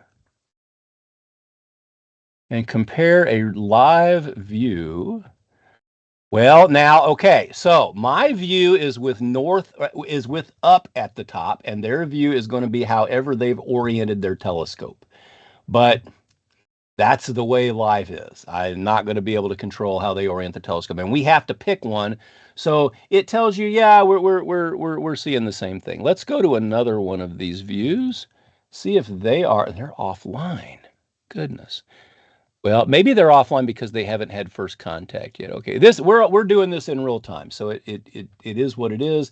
And thank you, Bob, for sharing all these and having such a wonderful situation here. Okay, I'm going to close the map. I'm going to see the weather has done. All right, let me look at the chat and let me see what people are talking about so I can see what I need to answer. Costa Rica. Okay, Temple, Texas. Howdy, Temple. I hope the weather is looking good for you. I really do. Okay, so we are back, and I'm not getting anybody else in the chat. So either we've lost our entire audience, or we've and that's okay. I've got 40 minutes to go until I need to break, so I can go look at first contact. In fact, I'm going to pull up a map. Let me see. I'm going to pull up my area. Let's see the shadow map and see if the shadow has shown up yet. The shadow is not close enough to Mexico yet that it has shown up. Let me look at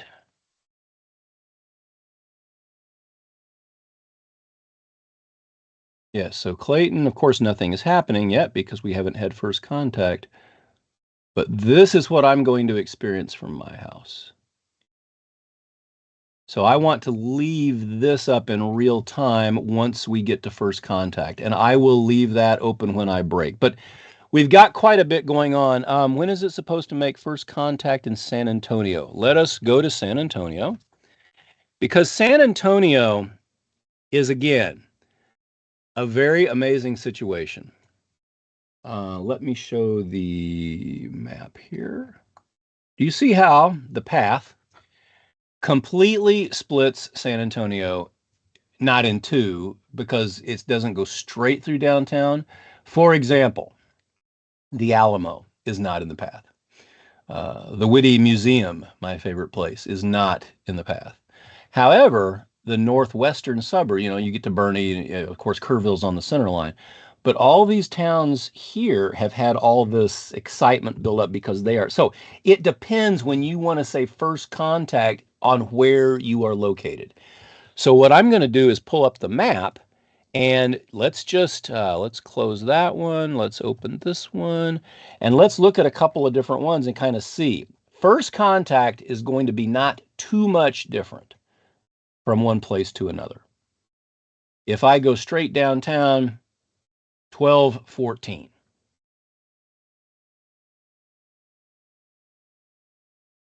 Coming up very shortly. If I go to the over there, well, okay, so 12:14, 12:14, but look at the difference between there's no contact here, and if I go over to here at 1:33 is where second contact's going to be. So what you can do if you're outside the path is you can look at this and it says 1:34. That's when the most amount of the sun will be covered. So what it's going to look like from San Antonio is really different depending on where you're located. I hope that you still have time. I hope you can get into the path and see this. If you're on this edge, so many people are going to have an absolutely amazing edge experience. So why can't we see anything yet? Because it hasn't happened yet. Look at that edge right there. A lot of beads really far apart. Look at that. That's really pretty cool. So how do we know when first contact is going to be? Well, it's going to be when we see it right there at 12:15. What did the map say? It said 12:14:29. Okay, so by that time, 30 seconds later, you'll definitely be able to see that bite being taken out. Here we go, right at 3 o'clock on the dial. So make sure you're looking right there with your eclipse glasses. See, the sun is showing here, and so you have to use your eye protection at all time. Now, you wouldn't want to use this because it's all bent up and all creased and all yucky, and you want perfect condition eclipse glasses. No creases, no folds, no bends, no tears, none of that. But you have to use them even up through, I mean, even there you have to use them, because this still, even though it may seem like it's not so bright as the full sun, it's still putting out the bad ultraviolet and all those rays, infrared, all that stuff that's going to hurt your eyes. So you don't want to do that. Let's yeah, look at all these. All these towns now are going to start getting 30 minutes till first contact. Kerrville, 1 minute till first contact. I wonder if we can see that on the, well, of course we can.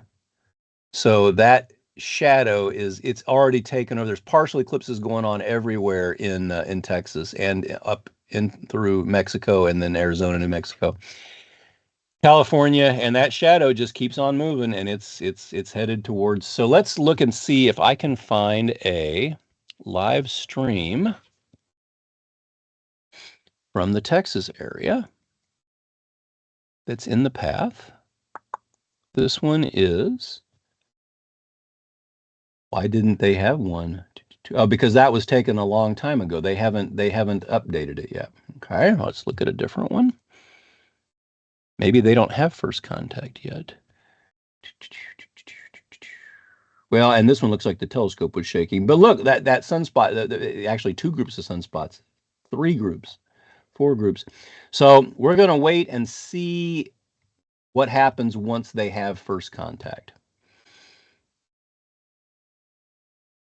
Let's turn this off. Let's go to a place that we know has had first contact. Piedras Negras, 5 minutes ago. So if we open that, we will see. 5 minutes ago, they had it. Okay, well, I'm going to wait for one of the actual live streams to be able to show me an image offline. Come on, Bob. Get all these guys online. You know what else? They may be clouded out. That may be the problem. Because there's this big, huge look what's going on over Durango. I mean, there's stuff there.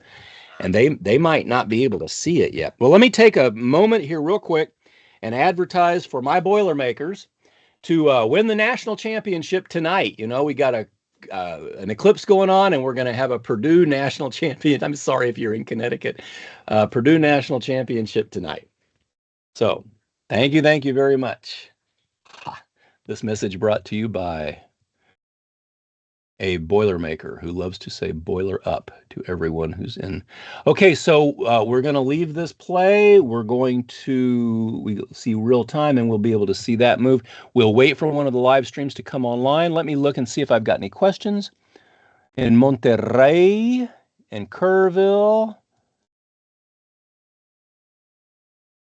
trans guides have been warning traffic will be harsh. Monterrey, Mexico. Let's take a look at Monterrey.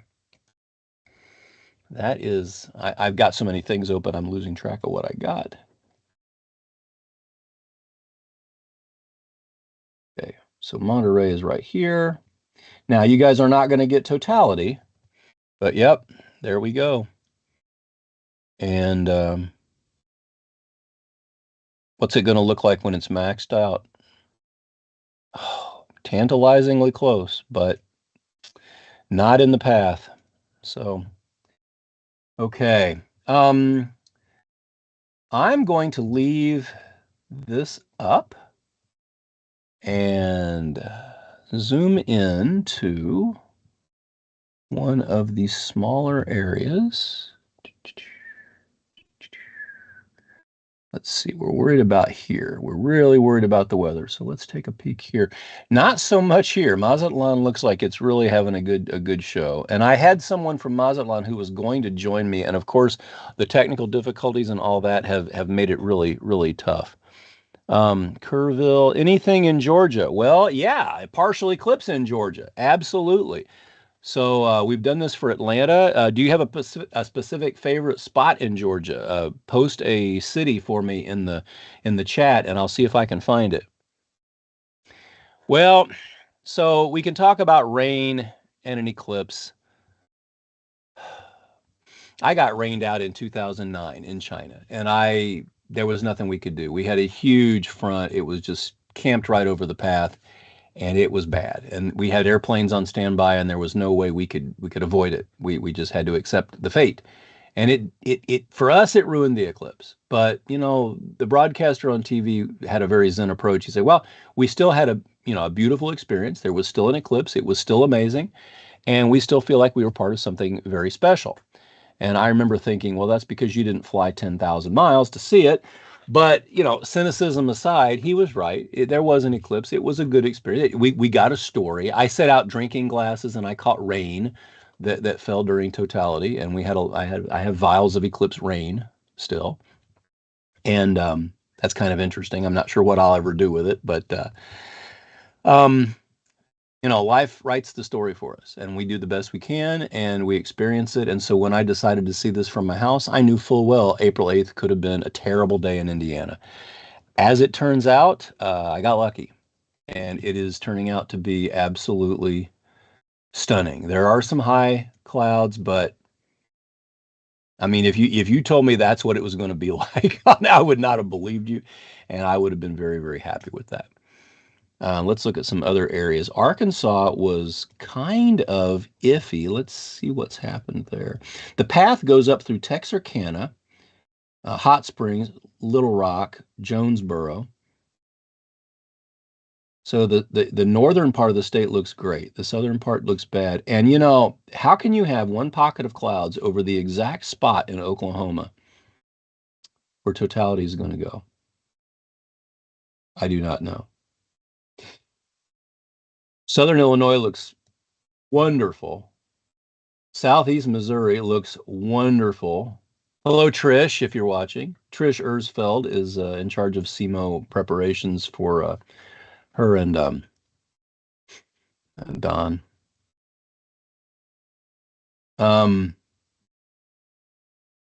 Yeah, so everything's looking good except I mean, this, I don't know what to do. And in southern Texas, this is why those sites are offline. Uvalde, goodness. San Antonio, goodness. All right, well, I am also now I'm going to go check progress outside. I'm going to leave this open. Sheridan, Indiana, where my grandparents were from. There is the path. And when that shadow hits Mexico, Totality will have started for land. Now there are some couple little islands down here that we'll see as soon as it gets close enough. Give it another 15 minutes or so, and we'll be able to see it. Let me see if we got any. Cloudy and raining in Houston. Well, there's only one thing to do. Get to Buc-ee's before it gets dark and load up on cinnamon rolls. So, and I'm not sponsored by them. I'm sorry. It's just my favorite place to go. And I live in Indiana, so we don't have them, and I get to see them so seldom. Okay, and I'm kind of taking a break with my voice because what's going to happen when this shadow hits the United States is it's going to be fast and furious. It's going to be absolutely crazy. So I'm going to leave this run for just a second, and I'm going to take another break to save my voice. I'm going to find the link. There we go. Let's go to Continental. Let's go ahead and show. There we go. All right. I finally figured it out. Technology. It's rather scary, but I got it. First contact in Round Rock. Well, let's take a look at Round Rock. Did I put Round Rock in my database? I did. So yes, you have had first contact now for almost 5 minutes. And that's what it's going to be for you. Totality. So your third contact will be there at the bottom, and your second contact will be right there on the left side. Very pretty.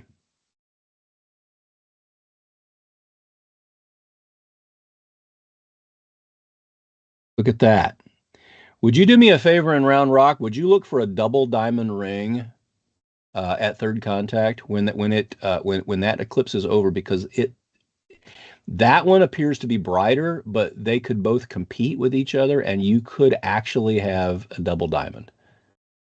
It's not 100% likely, but it's a possibility. So just please look for that, and it'll be really cool. And let me know.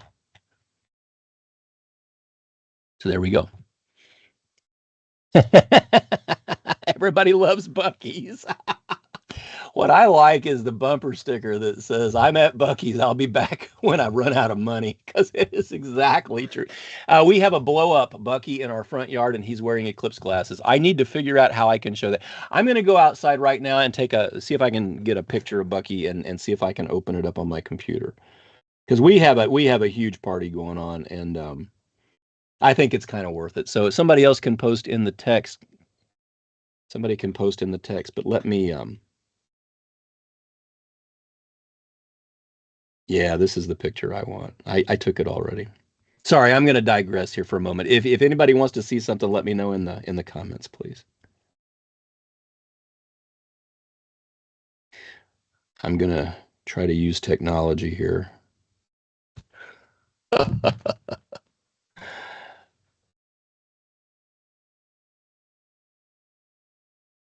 Yeah, this is so 2024. Just email it to yourself. Yeah. All right. Well, here is our front yard. There's Buc-ee with his Eclipse glasses on.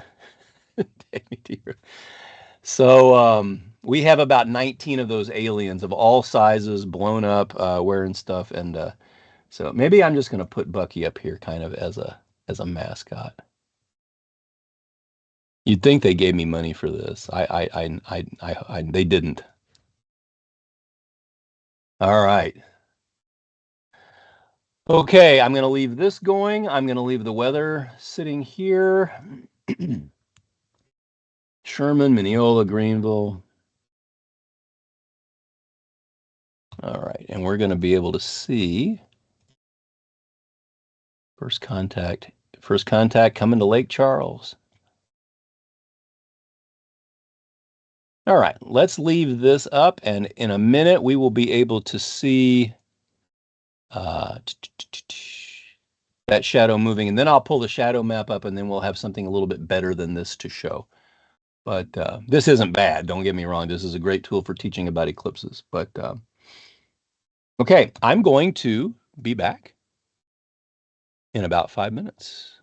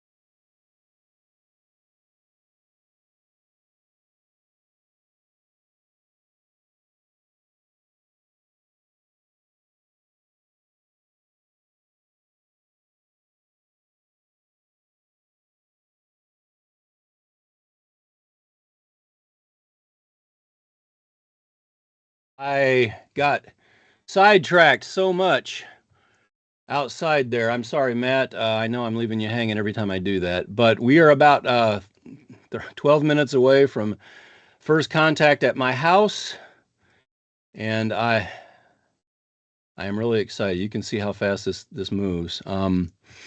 Okay, let me get back to my chat and see what's happened. I don't know what that is. Okay, I'm not.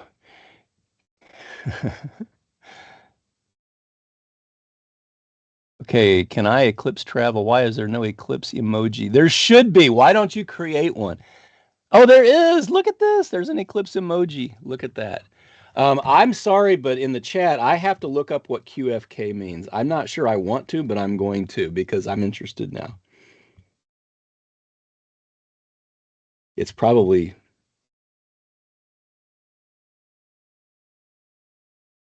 quest for knowledge. I hardly think that's okay. Somebody put in the chat what QFK means because I'm not sure.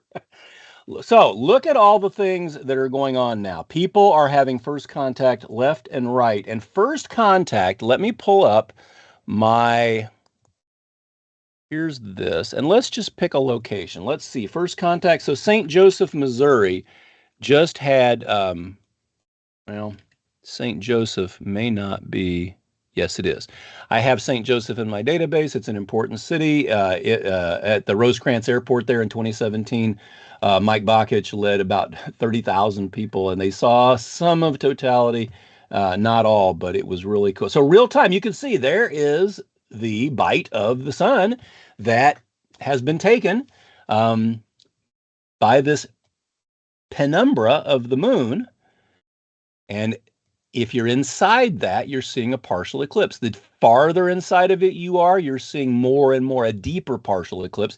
And then if you're in this green area, and I can actually put it show you right down the mouth of the shadow there, you're seeing totality if you're in that shadow. So the moon's shadow it goes out into space, and wherever it hits on the Earth, that's where totality is at the moment, and that's where it is right now. Almost ready to hit some of those islands off of the coast of Mexico. So here, and now you can see, just as I've been talking, you can see that the moon has moved in its orbit and a larger chunk or bite of the sun has been taken. So this is what you're seeing in St. Joseph.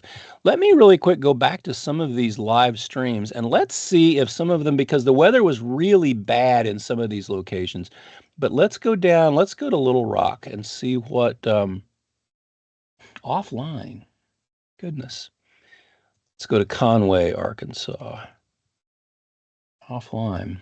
I don't know why they're offline, but you know, it's just like weather. You get what you get. So if we don't have that, this is why we have the animations. So we are going to use those. It was a typo. Oh, AFK. Okay. Yeah. Yep. Sorry.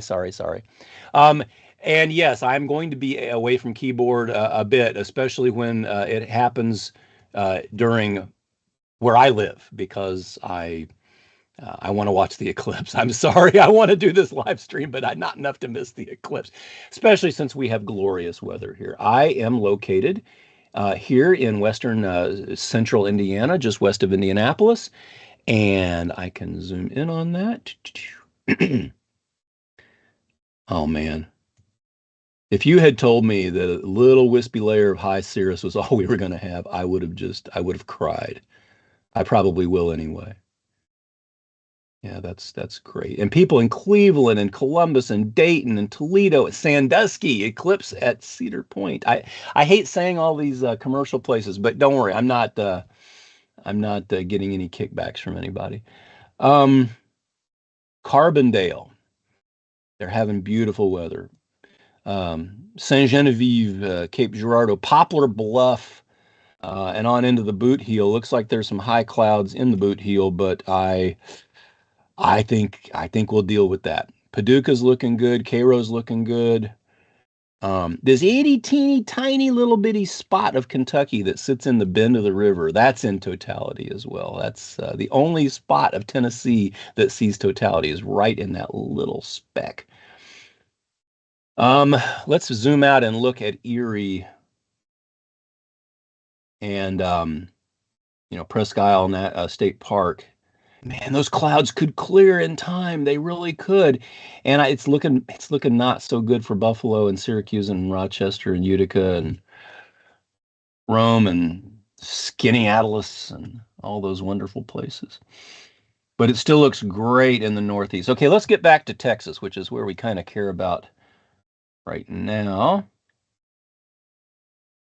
Southern Texas is just so much stuff going on. Now, here in central eastern Texas, a lot of these places are holes in the clouds, and they don't look big because all you're seeing is cloud. But those holes are wonderful places, and you're going to have a lot of people that are going to have stories. And they're going to be, oh my God, there was this cloud, and it just barely cleared, and we saw everything, and it was beautiful, and then it covered up again. And those kind of stories happen left and right all the time. It's part of the reason, it's one of the fun things about chasing eclipses is that you end up with these wonderful stories, like me getting rained out in China in 2000. It wasn't wonderful at the time, but afterwards, it's kind of like the fish story.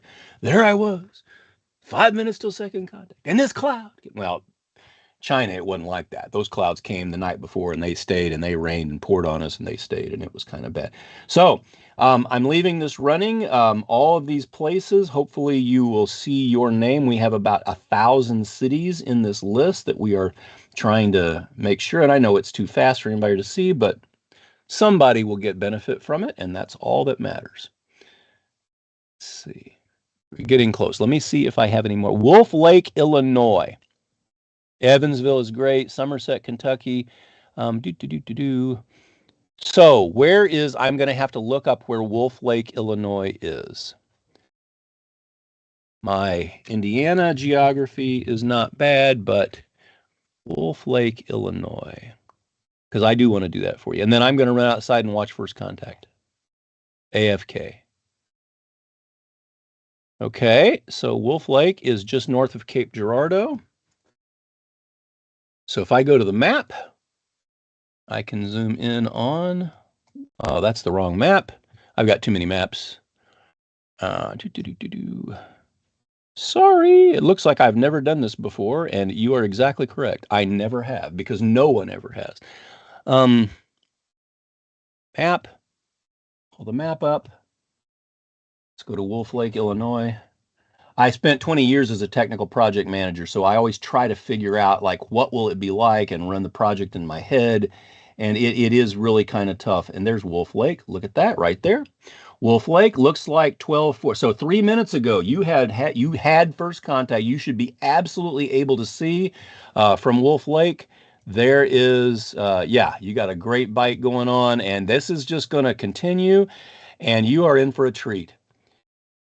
Sky is going to get dark, the shadows are going to get distinct, the birds and the temperature is going to drop, and then it's just going to absolutely Bailey's beads there, breaking up, forming, going away, the diamond ring, the last bead, the diamond ring fades, and the corona just bursts out.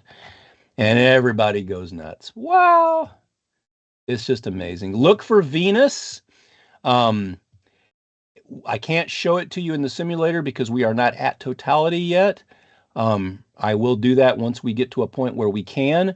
But that second contact, that beginning of totality, is an hour and 12 minutes from now. So you're going to have about another hour and 12 minutes, an hour and 15 minutes from first contact to second contact. That's about right.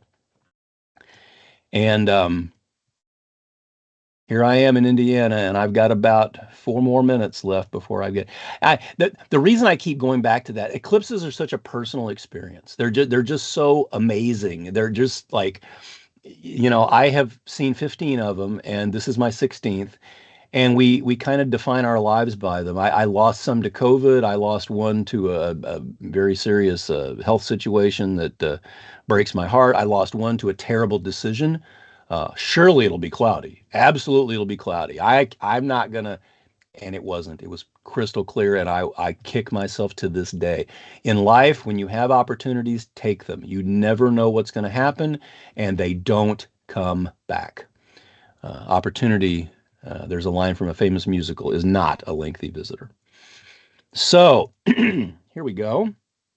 Terre Haute, 1 minute till first contact. Oh no. Terre Haute is so cool. It's a big city in western Indiana, and their tagline for their preparations was "Total Eclipse of the Haute," which I'm sorry, but that's good.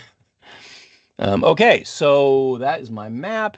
Here is this. I'm in about 2 minutes. I'm going to break again and be AFK, and I'm going to go and I'm going to look for first contact. And I will be doing that over the next hour and a half. I'm sorry, ladies and gentlemen. I am going to enjoy the eclipse. I'm just trying to bring you as much coverage as I can. Um,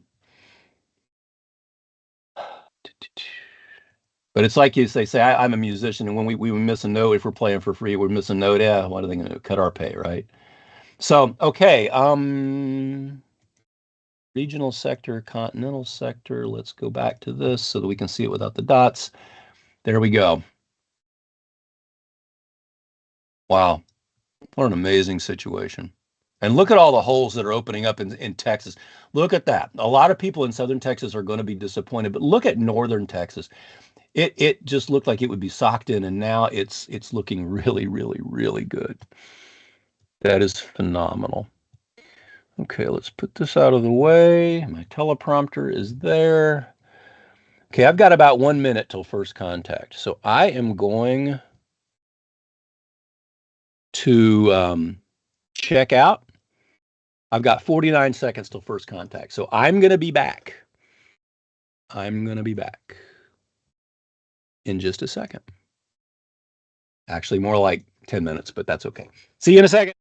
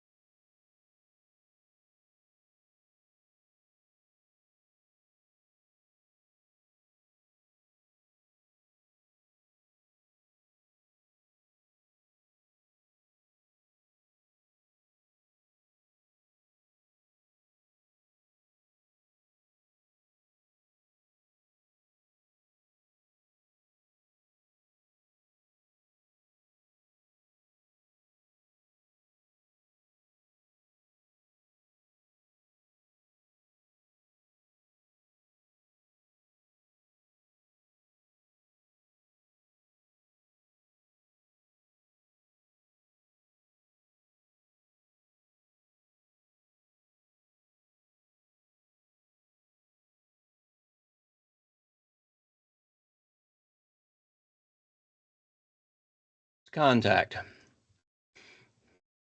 It's always amazing to me, and it looks exactly like that. It's always amazing to me that our calculations are exactly perfect and everything happens exactly when we say it will, because math is this tool that it doesn't invent anything and it doesn't create anything.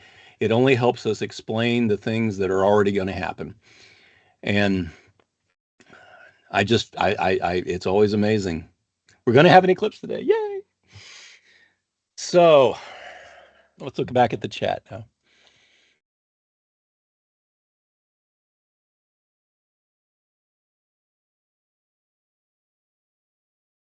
I am back.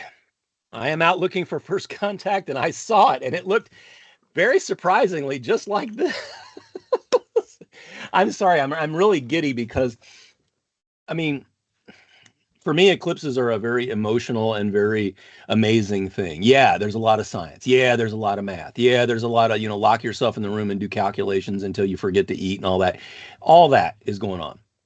But at the end of the day, we're all part of this, cosmic alignment, this thing that makes all of us really amazed with space. And for some reason, even though you can explain every bit of it, it's just cool to be a part of it and to be on the earth and to be able to see and to know that an hour and 12 minutes from now, I'm going to see the most gorgeous thing ever on the face of the earth. I flew home from Texas. I'm enjoying perfect weather today here at my house for an eclipse that I've planned to see for the last 30 years. And I've been working 15 years on this, and it's just over the top, amazing and exciting. And I can't even, I don't know how I can explain that to anybody. So, all right, more chat. Let's see what I can pull up here. I have the shadow map. I wonder if we're seeing the shadow on the map yet. That would be so cool. Yes, we are. Let's pull the shadow map in now. Pull the shadow map in. Now look what's going on here. Those little islands are in totality right now. That's Isla Socorro. It is off the coast of Mexico. I'm sorry to any of my Mexican friends. I don't know what state it is a part of, considered a part of. Maybe it's Puerto Vallarta is in the state of Jalisco. Tepic is in Nayarit. I don't know if either one of those is. Tepic has a special place in my heart because this little town, Santiago Ixcuintla, that was the first place I ever saw a total eclipse in 1991. It was the big one,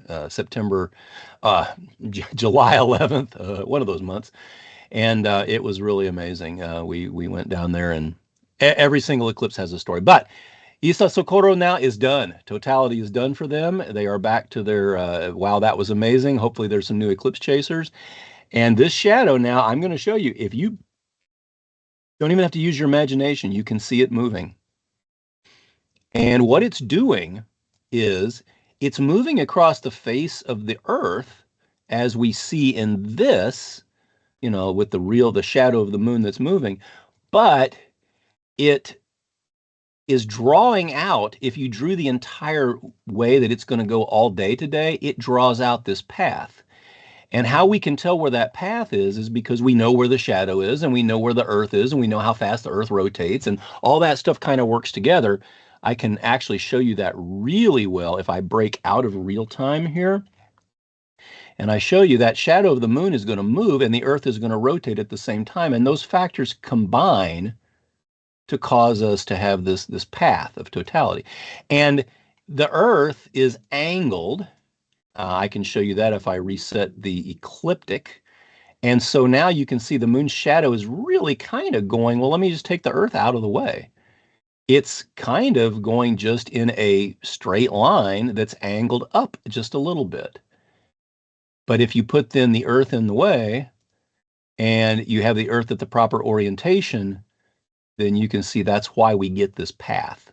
And that's why that path will end up there in the Atlantic Ocean. It's why it will go over Newfoundland and New Brunswick and just a little piece of Nova Scotia. And anyway, doesn't matter. Where is it right now? There it is. Let's move here. It is. So I don't really know that I need to use this tool too much anymore. My bite is getting bigger at my house, and you can see the shadow just keeps moving on, and it will keep doing this over the course of the next couple hours, and it will bring totality to all the people here. So I hope this helps explain to you a little bit about why, if you're outside here, you don't see totality. If you're closer to the path, you see more partial. If you're on the edge, you get this grazing effect. If you move into the center line, you get the most, because look at where the shadow is. The shadow has this much of, I'll call it a chord, which is the mathematical word for it. But if you were over here, that chord is only this long as the shadow moves past you. So if the shadow's moving at the same speed everywhere, it takes less time for it to move this shorter distance than it does this longer distance. So you're going to get a longer duration of totality. But it doesn't fall off linearly. It falls off kind of, sort of, quadratically-ish, kind of. It doesn't really fall off until you get to the end. But even here, you've got a pretty respectable eclipse. So that's why I tell people, you don't have to be on the center line. If you're close, it's a great thing. But for me, I'm not on the center line at all, and I'm perfectly fine being where I'm at, because this eclipse is happening at my house. And for me, that is just very special. And Indianapolis, I could also say there are people gathered at the Motor Speedway for the greatest spectacle in eclipse viewing. I'm not kidding. That's their tagline. And they're having a drag race in Claremont at the famous Raceway Park. A drag race during totality. I don't even know that I've ever seen a drag race, and I think that would be cool. So lots of places doing lots of things. There's a big, huge group wedding happening in Portland. I mean, every city has its own thing that it's doing, and that's because this is such a special event. And if you've never seen totality, then once you do, you'll understand. It's such a special event that it's going to go down in history for these locations. Now, unfortunately, the weather might play a factor here, but here we go. We've left the islands. Look how fast this is going to happen. This is going to be over like way too soon. But there's the shadow as it's moving. Has the weather done anything better? Yeah, those. Oh, look, that's a live picture, a live weather map, and there's the shadow. Look at isn't that the shadow is on the weather map. Well, of course it is, because it's a dark spot and you can see it, and it's a satellite, so it's looking down at the Earth. You're going to see that spot move. And I'm sorry, it's still, I mean, it's perfectly understandable and explainable. And you can also kind of see there's a little darkness around here. Well, that's that penumbra, almost umbra. And again, umbra is the word for shadow. It's the Latin word. It's also the Spanish word. Ombre is the French word, and it's where we get the word umbrella. You're shadowing yourself from the rain. So there's the shadow on the Earth coming to a location near you, but only if you're in the path. Oh. So now we're up to about 7%. Yeah. Okay, so I'm going to keep this. Let's look at the chat here. Saskatoon in beautiful Saskatchewan, the only province that uses standard time and not daylight saving time, unless you're in Lloydminster. I think they kind of follow Alberta a little bit, but or wait a minute, or no, Manitoba. I'm sorry. I'm sorry. I think they follow Manitoba.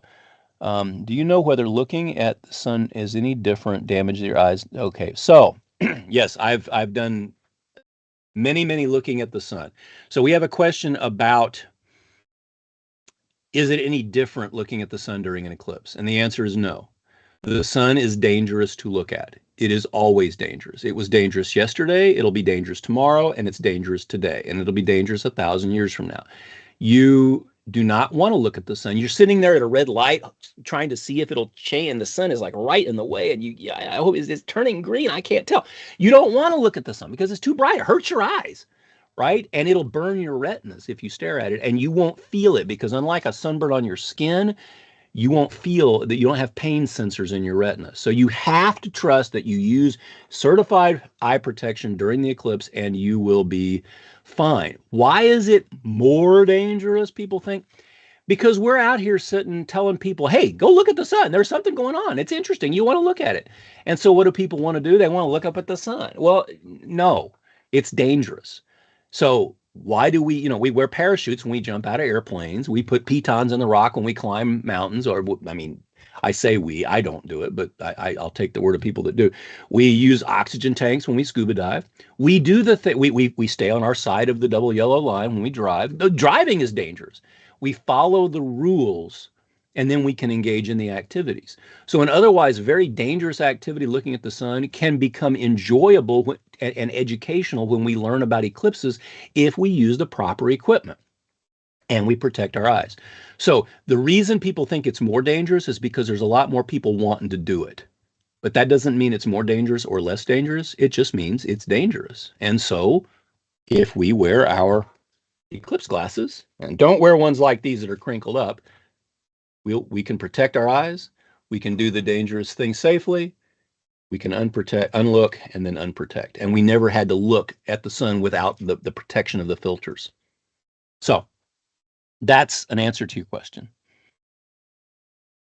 Okay.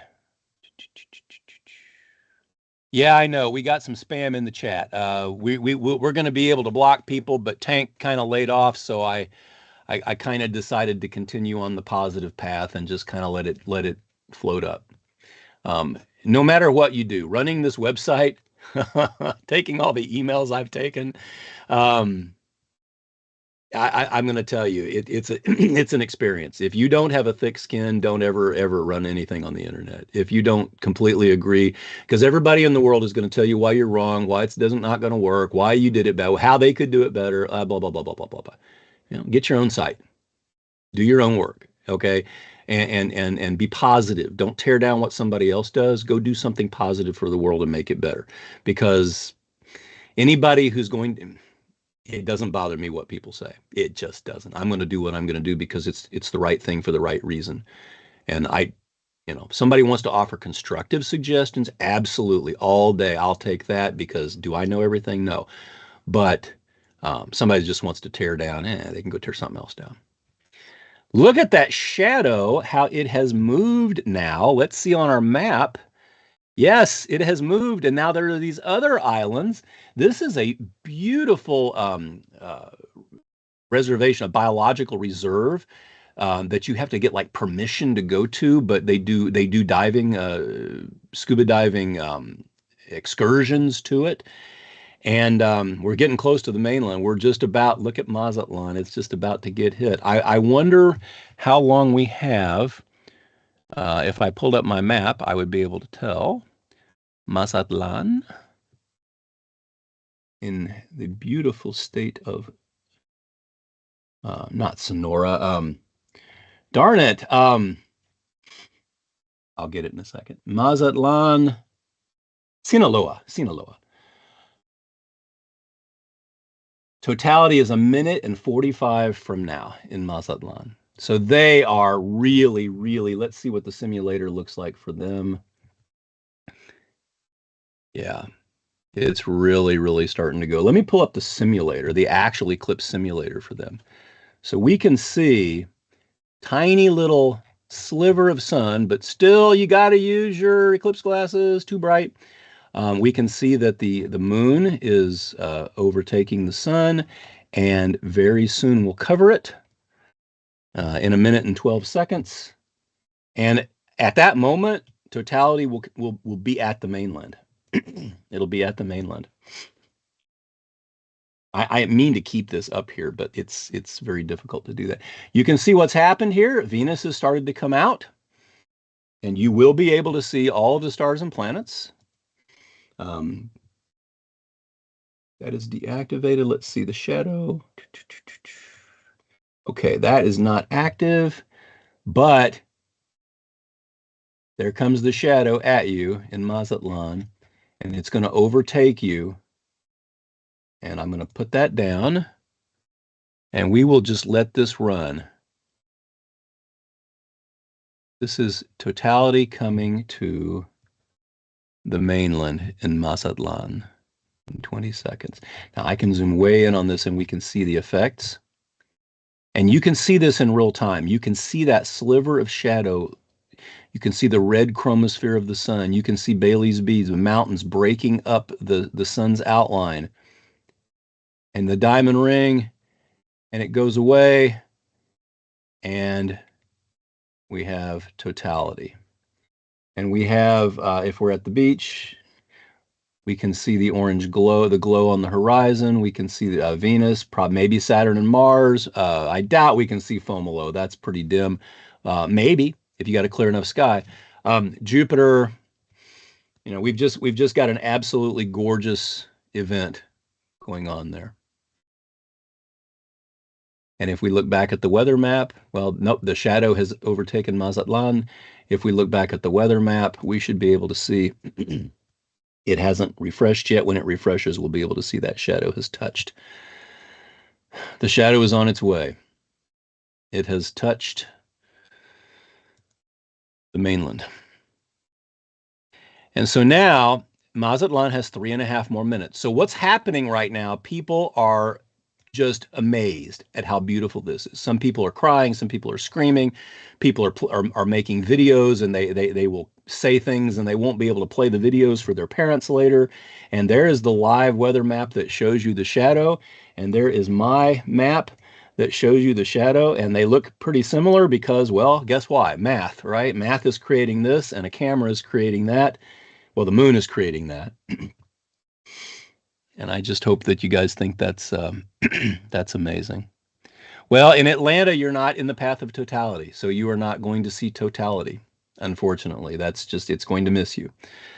Oakley, California. I hope you're seeing something. I can tell you are seeing a partial eclipse right now.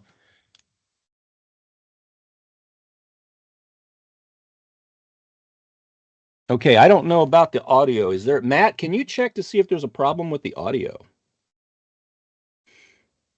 Doesn't the audio is good? I'm getting reports. All the technology features have been. They're going to look back 50 years on this and go, that guy was crazy. Look at those terrible things. But cool. And you can tell on our site. So the last 24 hours, my site has had 313 million hits in 24 hours. So this is a testament to my brilliant webmaster, Nazir Ahmed, and he is wonderful. I've known him for 15 years working with him. He has distributed our servers, hardwired us against all the attacks that have happened. 300 million hits. We're going to hit 1 billion hits in the last 30 days. We're going to, that might be the title of my book, 1 billion hits, one great eclipse. Now somebody's going to go out and copyright that and I won't be able to use it. Okay, so Mazatlan has 1:20 still. So they're still in this eclipse. But what's happening is it overruns your senses so much that it feels like the eclipse is only 8 seconds long. And there's an article that was written by somebody that says 8 seconds. All eclipses last 8 seconds because you're so overloaded that time does weird things. And it just makes you feel like, oh my gosh. And so when it's over, you're like, was that it? And it was 4 minutes. It was 4.5 minutes. So, 4 minutes and 18 seconds. So they've got 44 more seconds, 43. And so they're enjoying it. People are getting ready. Hey, 30 seconds left, be ready. And the eclipse is almost over for Mazatlan. I can't believe it. I remember when it was 10,000 days. And now the eclipse is here. And not only is it here, it's over for the people in Mazatlan in about 20 seconds. But the people in Durango, Durango in Espanol, excuse me, Durango, not Colorado, the state of Durango in Mexico, they're about to experience it as that shadow keeps moving. And now it's at 1,570 miles an hour. So here we go. And totality is now over. Glasses back on. You got to use your eclipse glasses. We were able to watch totality without it. Okay, everybody in Mazatlan, it's over. It is over. Totality is over. in Mazatlan, Sinaloa. Okay, well, Torreon only has 5 minutes to go. So in 5 minutes, the shadow is going to go all the way from there to there. Is that's giving you an idea of how fast it moves? It moves really fast. The shadow is only going to spend like 7 minutes in the state of Indiana, something like that. It's 7 or 11, I forget which one of those Las Vegas numbers, but it's going to be only in Indiana for like 7 minutes. 4 million now. Yeah, that's wonderful. 5 million connections to my website right now. Guys, I don't even know what to tell you about that. That's just amazing. We've worked very hard on this website to bring Eclipse information to everybody. Today is the culmination of it. Today, in fact, I got the inspiration watching a rather large football game that happens in February that you may know of, and somebody was live streaming it. They couldn't show the play-by-play, but I can because I have these tools that allow me to do that and to educate and to hopefully help you understand and maybe to experience the eclipse kind of vicariously, no matter where you're at. And I just look at those clouds in Texas that are just breaking up. They're just breaking. I cannot believe how bad that is for Uvalde, but how good it is for people, you know, Austin and points north. Look at that. And now, I mean, I wonder if we could be so lucky and have the New York ones break up too, because all of this is perfect. I mean Toledo and Conneaut. I learned how to say that, and Youngstown and all those Oberlin and Avon Lake. Hey, Avon Lake. I mentioned you on my live stream. Um, Wapakoneta. I learned how to say that. So, got some clouds coming into southeastern Missouri. No, those aren't clouds. Those are ground effect. Okay, Texarkana has cleared up. You guys are going to see an eclipse. Look at that. It was terrible and now it's opened up and look, there comes the shadow coming at you. Guys, I don't know about you, but isn't that cool that on a weather map you can see the shadow like that? I think it's cool. Here we are, Durango having sorry Mazatlan, we're over and now it's going to kind of be whatever. But we can go to Durango.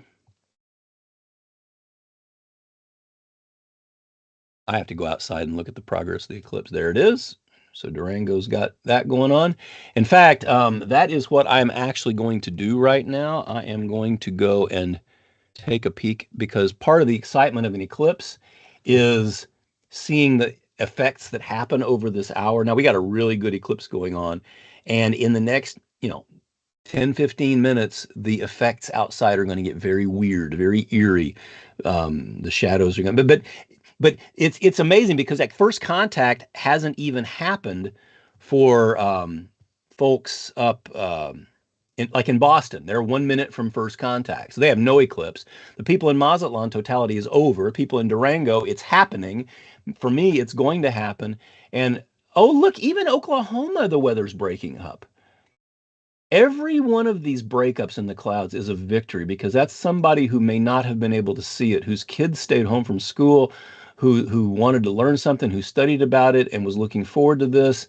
And yeah, some people, but I mean, you're never going to get everybody, but the more people we get, it's that much more of a victory for science and for humanity. And it's just a wonderful thing. It's just a wonderful day. So I'm gonna be AFK here for a second. I hope we can see it in Saginaw.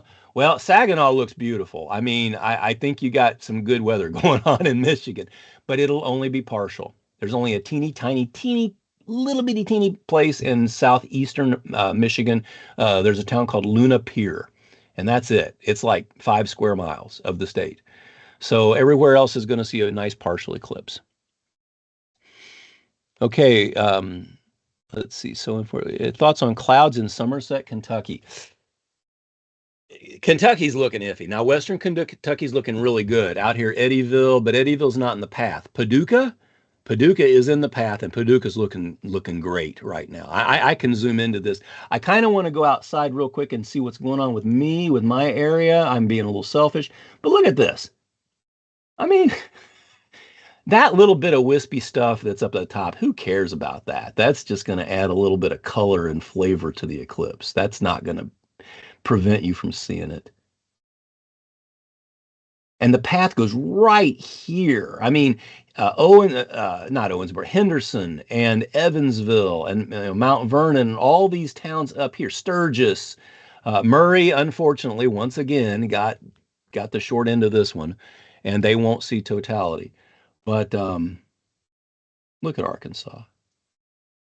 I couldn't possibly be any happier about this. Everybody is going to be able to see this eclipse. There's a little town in southern Indiana called Santa Claus, and it looks like the clouds may be forming. Those clouds are going to break up once the cooling starts. There's always it's called adiabatic cooling that happens, and it can dissipate clouds that are not very substantive, I guess is the word I want. Let me look for the continental. I need to go outside. My eclipse is almost 50%. I need to go. I'm going to be off camera for just a bit. I'm sorry. I'll be back. I promise. Let me let this run. Let me show you the map here. There we go. There's the shadow as it moves.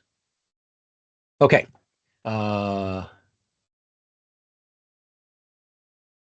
Position everything so that everyone can see.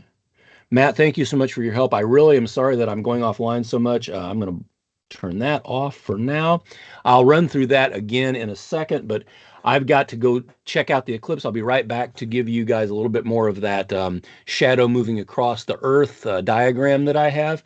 And then, you know, I've kind of hesitated also to say there's a tip jar down here.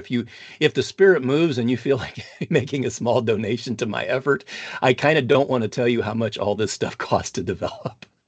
I don't, and my wife certainly doesn't. The fact that I'm still sane, solvent, and married is kind of a miracle. But I'm gonna go out and we're gonna check out the eclipse. Be right back.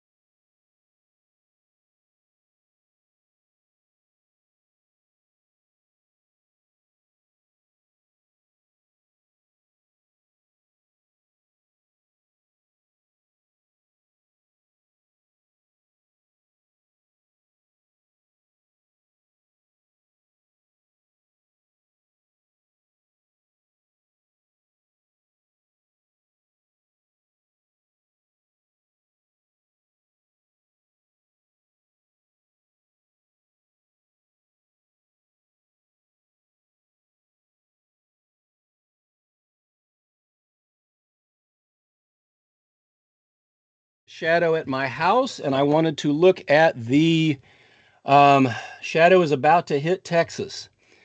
If we look at the map, the weather map, yeah, well, we're behind a little bit. When it refreshes, it'll be closer. This is what my eclipse looks like at my house, and it is amazing. There's some light cirrus, and what that's doing is it's causing it to be a little darker than usual, just slightly. But the shadows are becoming distinct. Um, there are three people in my family out in the front yard who've never seen totality. They were not with us in 2017, and it's just really amazing. Bucky still has his eclipse glasses on, and he's doing really well. Take me to your leader. We have our eclipse era going on outside in honor of all the Swifties in our family. And totality has now hit Texas.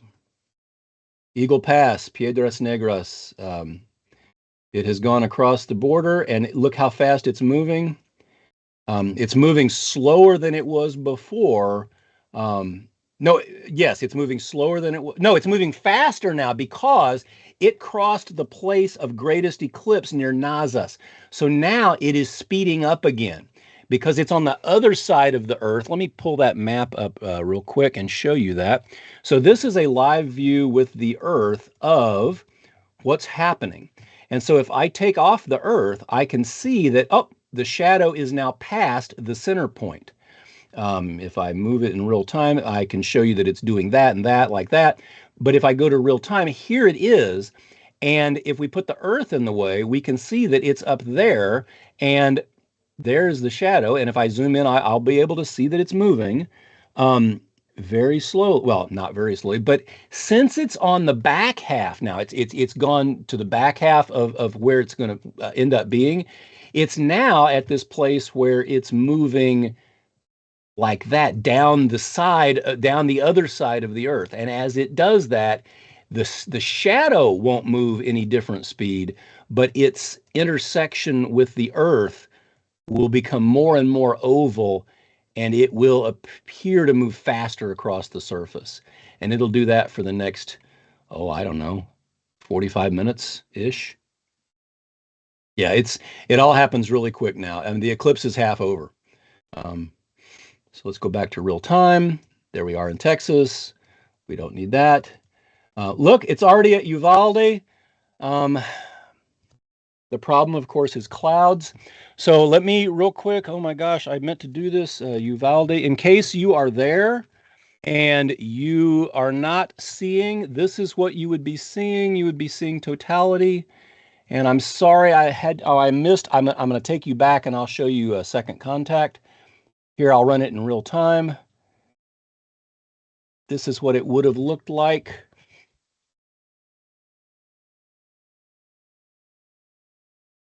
As it happened. Your beads will look different than the beads we saw in Mazatlan. There they were. There's diamond ring, and then it goes. Okay, so I'll go back to real time now. We're still in totality because we can see the shadow has not moved past. So in Mexico, they're still seeing it. In Acuña, they're still getting it. My eclipse continues to progress. Let's pick a city. Let's see who's here. Nothing but clouds. I am so sorry, San Antonio. Oh my God. Dallas, clouds have cleared out. Let me see where's the weather at. Oh. That's looking pretty good. Let's go to the sub-regional for Dallas. You can go even into the localized. Dallas has got a, okay, so let's see. They are clearing. I'm telling you, as the shadow approaches, as the temperature drops, you will see a lot of those convective clouds dissipate. And that, I mean, that's a blessing. That's amazing. Okay, regional. Let's go here. Yeah, even those southeastern Oklahoma. I'm just looking at this going, oh, there's so many people that are going to get so lucky. Texarkana, you thought you guys were going to get clouded out. Look at that. It's clearing up. That is so amazing. Awesome. Just seeing, yep, through your glasses. Yep, you can definitely see it. And it happens just exactly like it has for hundreds of thousands of years. We can predict it so accurately, and we can do more than that. We can enjoy it. We can see how cool it is, how amazing it is. And I am, there's a point at which I'm going to go and I'm going to be gone for about 10 minutes because I'm not going to miss the onset of totality, but I will leave this running. Um, Put me through with some questions. Anybody got some questions with cloud advice for people with cloud cover? You know, there's really, it's going to get dark. And if you have any spots of the sky you can see, you may be able to see something through that. But if the sun is covered by clouds, there's just nothing you can do. Get in your car and try to go find a hole in the clouds. You know, that's true eclipse chasing. We did that in 2017 in Carbondale. We got in our cars, about 300 of us, and flew down the road and threw the cars at the side of the road, ran up the embankment to the reservoir, and we saw all of it. But that's just because we were chasing a hole. We knew where the clouds were going to be because we could kind of see. Short of that, there's not a lot you can do. That's my Texas Star Party hat in Latham Springs. I hope I was going to open that up. Let me open that one up. Texas Star Party. Let me go to the map. I want to actually open up because those people were very, very friendly to me for the last week or so, and I wanted to give them a simulation. So this Smith's Bend is the nearest place. So look, they're about to have totality. I'm going to leave this up and run for the folks in Latham Springs at the Texas Star Party gathering. They're there to. I was a keynote speaker there. Had a great time. Absolutely wonderful, wonderful people, wonderful time. Saw a sliver at the beginning, but total clouds in Mississippi. Now, yeah, Mississippi. Oh man. I mean, Memphis looks like it's going to be good. So I think Tupelo's right there. I'm sorry, I don't know my GI. I know Vicksburg and I know Jackson and I know Biloxi. But I think Tupelo's up here. Hopefully in northern Mississippi, which is close to the path, you'll get to see a nice deep eclipse. I can actually go there and I can pull one up for you. Let's see. Tupelo's farther east and south. So let's go to Olive Branch. That's where FedEx is. Oops, I'm sorry, I can't say commercial names. I just did. Yeah, Olive Branch. So that's kind of what it looks like now. And what'll happen is it'll get deeper and deeper, but you're east of the path in Mississippi. You're not gonna see it. Folks in Memphis, I hope you've headed west to get into Arkansas. The great folks in Jonesboro, I'm sure, would be happy to help you and see totality. But there you go. That's what you're going to get in Mississippi. And that's going to, maximum eclipse is going to happen at 1:56. So another 21 minutes from now.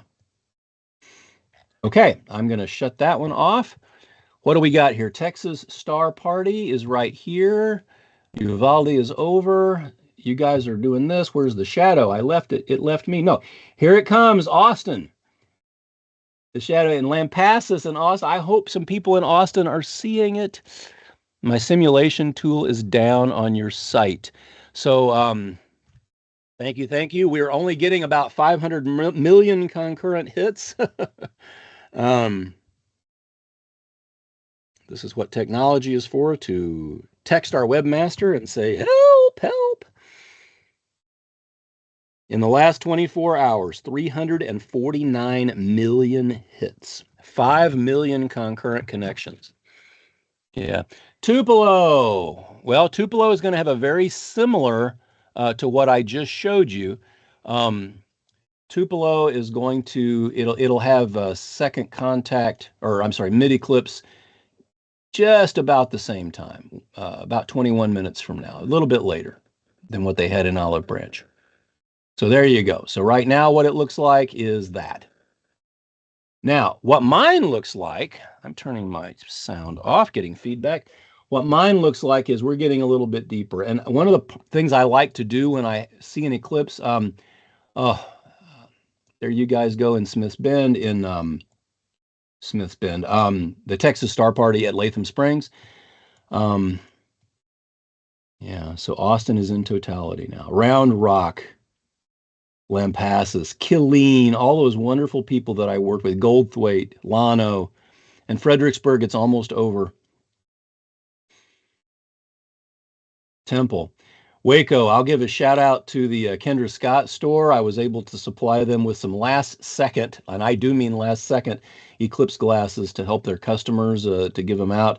Wonderful people there. Thank you, Casey and the team for helping. And um, that'll be a chapter in the book that we saved the Eclipse for everybody. Look at this, Totality over Texas. What is going on? I'm gonna run outside and see it just a little bit, but I want to introduce Totality for the Texas Star Party. Leavittsville, Virginia.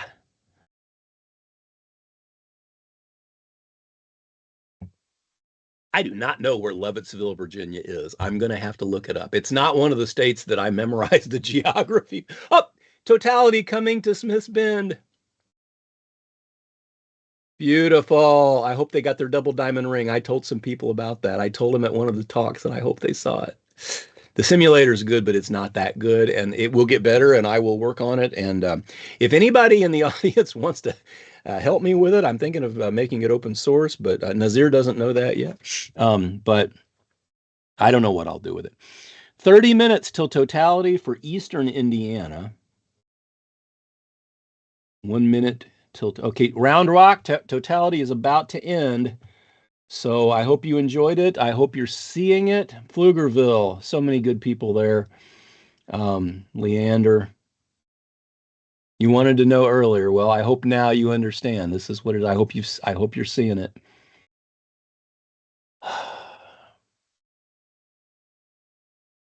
And the weather is just looking, I mean, it's just opening up for the folks in Oklahoma and northeastern Texas. Look at that. Wichita Falls is not in the path, but Paris is. I just hope they see it.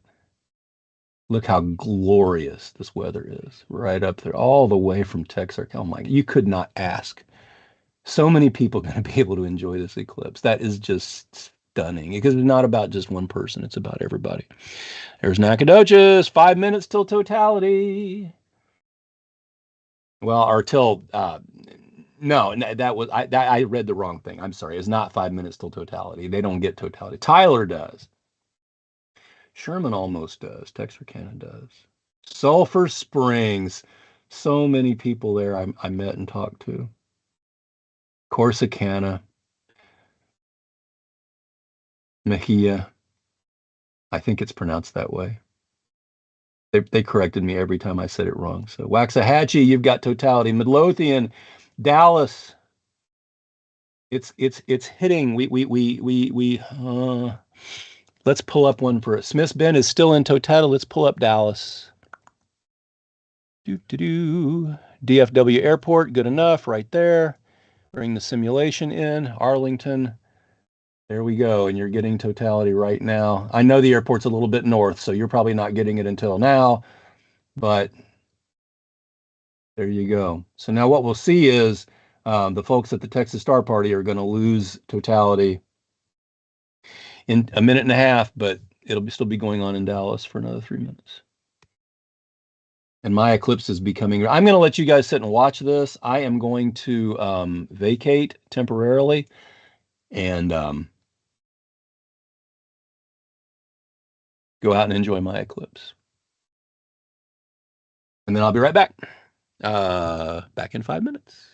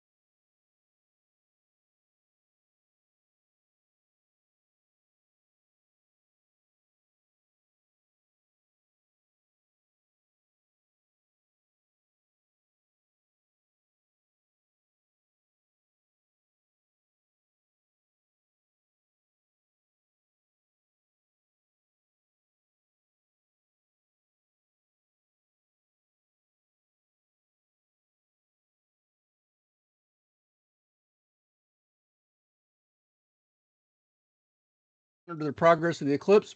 Texas Star Party, I hope you had a great eclipse.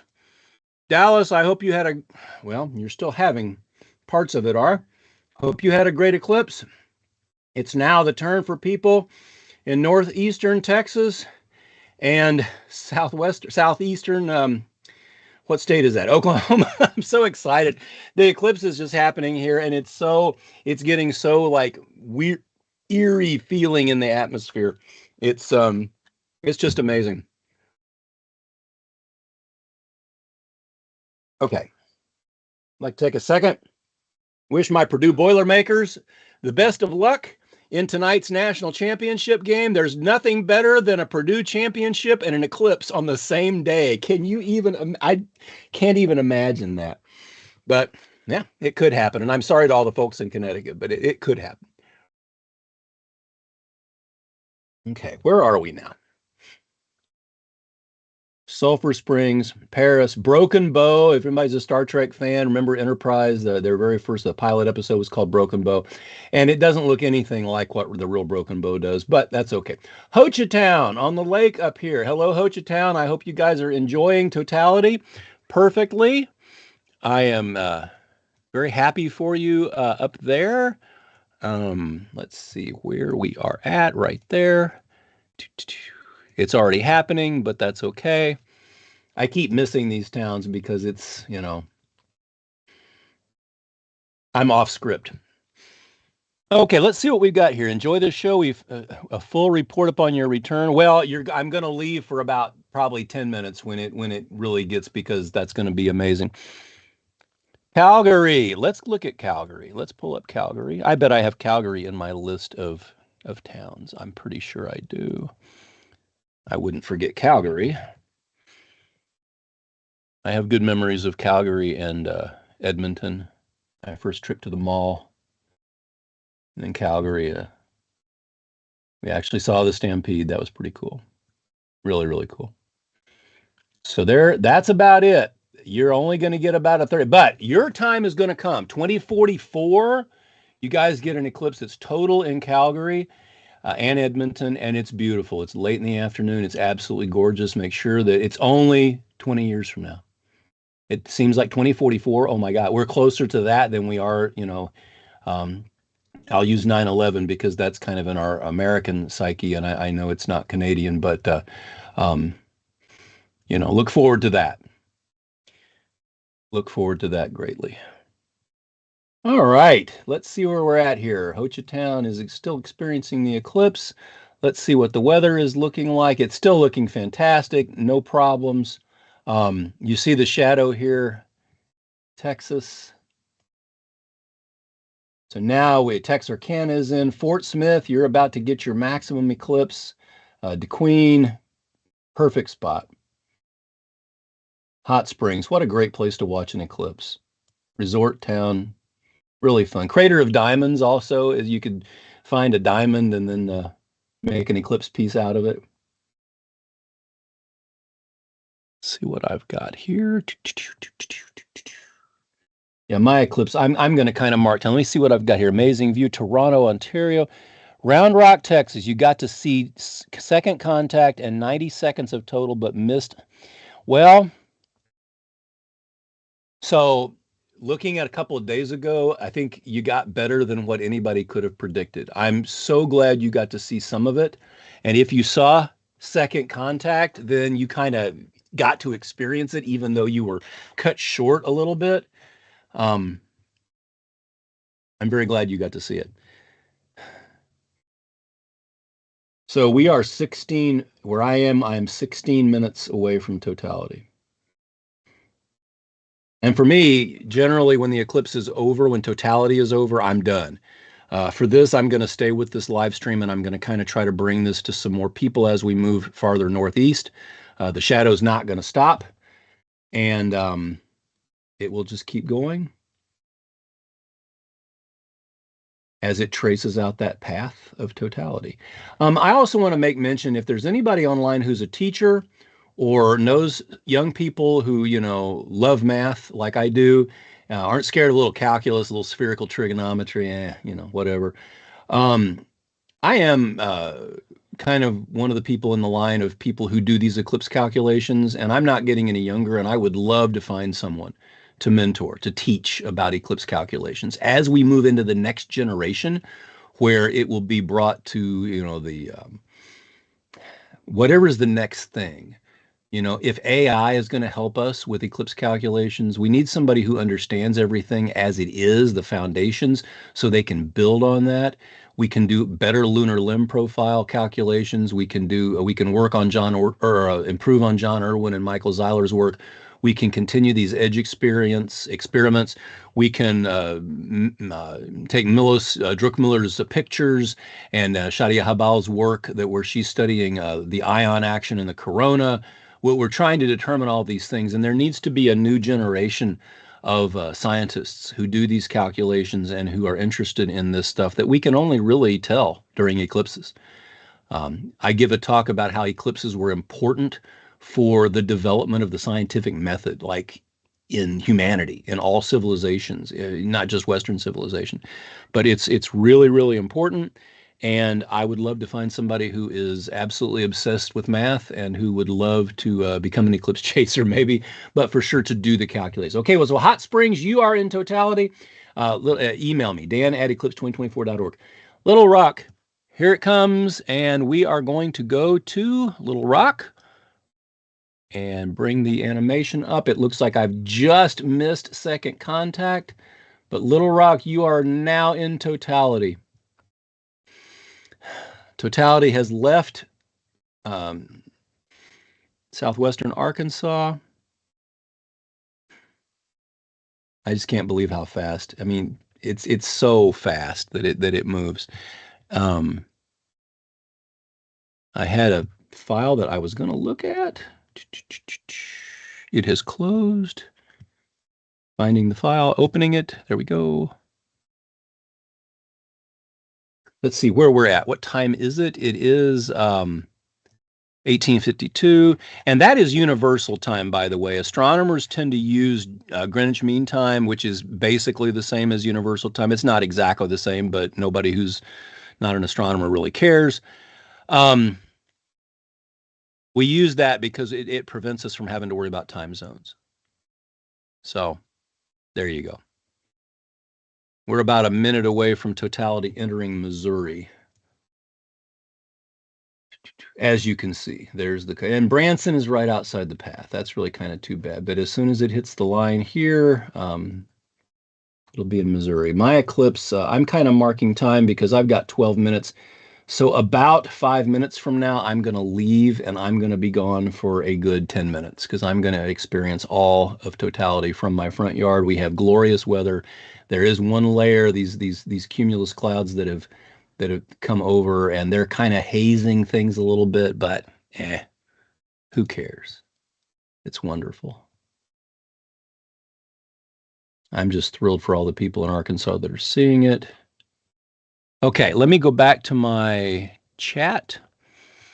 Salisbury, North Carolina, a bit of background about myself. Oh, so I've got some of these chyrons that are running. I'm a technical project manager. I've been a math teacher. I'm not a real disciplinarian, though, so high school teaching isn't really for me, but I was a math tutor for 30 years. And I was a technical project manager for a long, long, long time in a very fledgling industry that did pretty well. And there it is. I've been chasing eclipses basically my whole adult life. I've seen 15 total eclipses all over the world, which makes me kind of an average person among my friends. I walk into any room and I've seen, oh my God, 15 eclipses. Oh, well, I'm about to see 16. But I've seen a lot of them, and I've dedicated my life to it. I learned eclipse calculating from one of the world's leading experts. I mean, he took me aside for 2 months and taught me everything, and I've been doing them for 20 years, and I streamlined them into these animations that you see. My simulator, which has been featured on NASA's website. I've brought eclipse education and outreach to communities and schools, and this has been my life's work for 15 years.